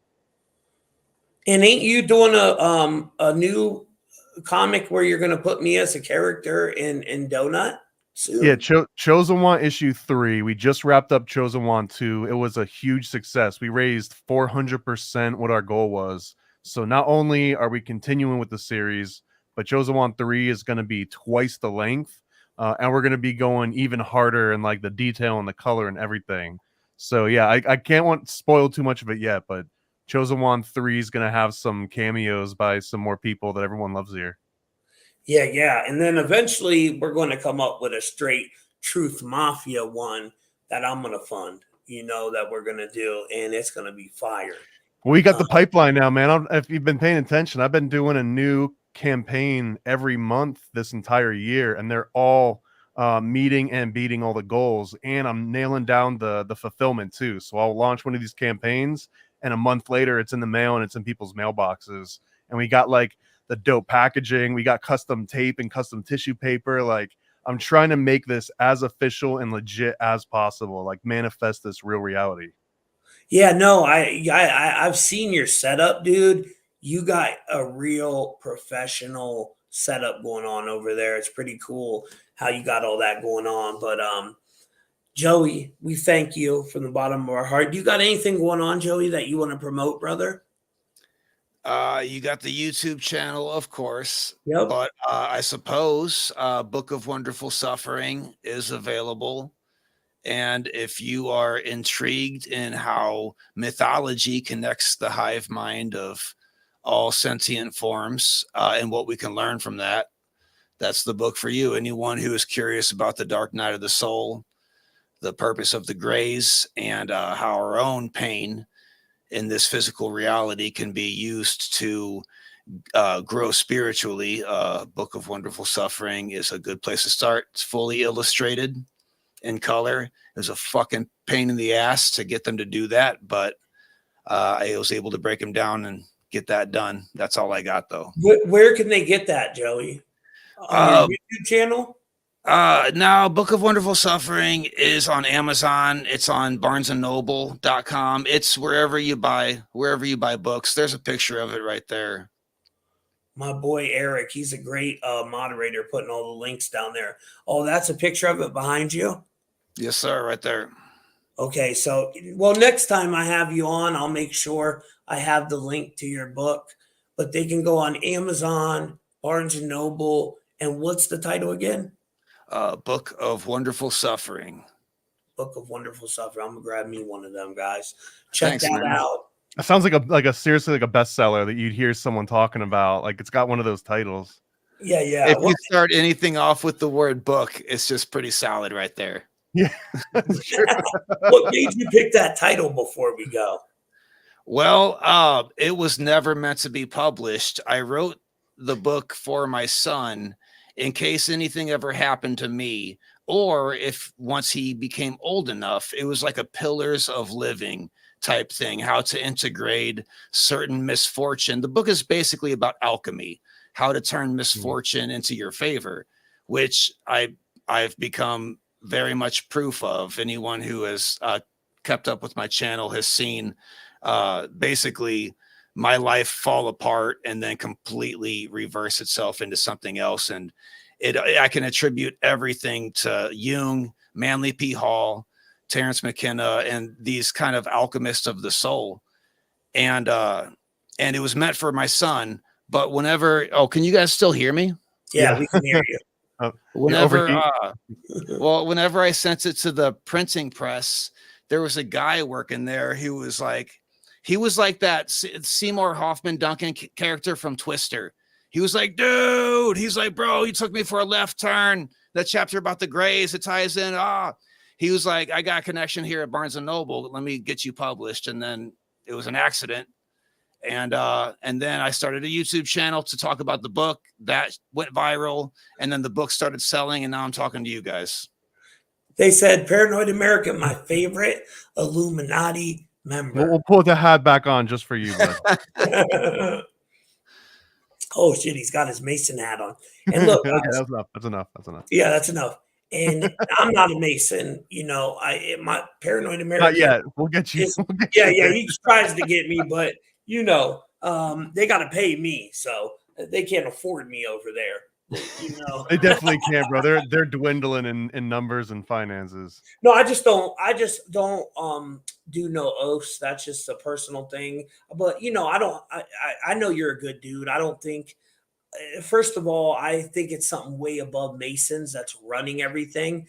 The same symbolism is connected to a lot of secret societies and occults, but you know, me knowing you as a person and stuff like that, I don't you never try to handle me or come at me sideways.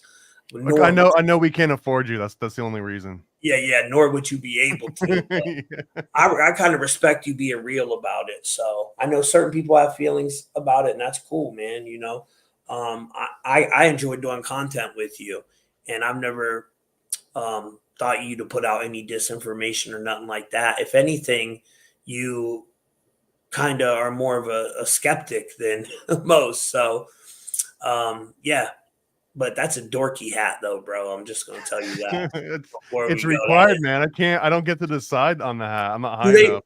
do they really make you wear that thing? Let me put that back on before we end this. I mean, they're not going to force me to do it on like a stream, but if this is a 30-second, but if you are a worshipful master of a lodge, which not just third degree, but you got to be worshipful master, it is kind of like military rules that if you're like a general on a base, you can decide what your dress code is, but everyone else has to do their own thing. So I know a lot of worshipful masters that'll end up adopting like a cowboy hat. Some will do a top hat. Some will do like a little, and I mean, that's about as much leeway as that you have, but that's how you can tell when someone's got a little bit of power in a lodge is they get to wear a fancy hat that no one else is allowed to wear. There's a lot of truth seekers now that say that they're 33rds and 32nds. It's like a new wave. A paranoid American really is one, but there's a lot I of got the people. receipts, but what's even the point to lie about something like that? It's a silly thing to Oh, lie there's a about. bunch of them, dude. There's a dude on Instagram that I follow. I'll tell you in private, and he's huge. And I know he's not a Mason, but he tells everybody he is. It just came out of nowhere. All of a sudden, he was a Mason.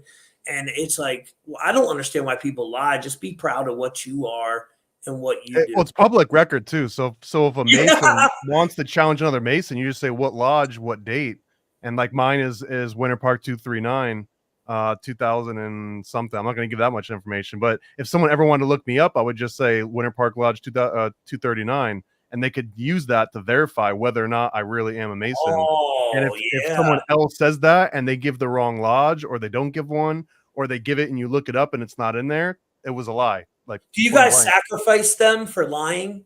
Can we say?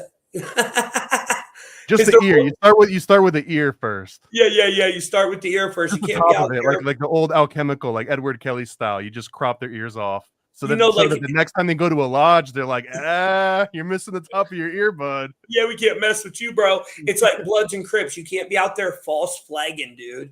Stop false flagging, guys, please. You know, Stolen valor. hit them like buttons. We love y'all. Yeah, stolen valor.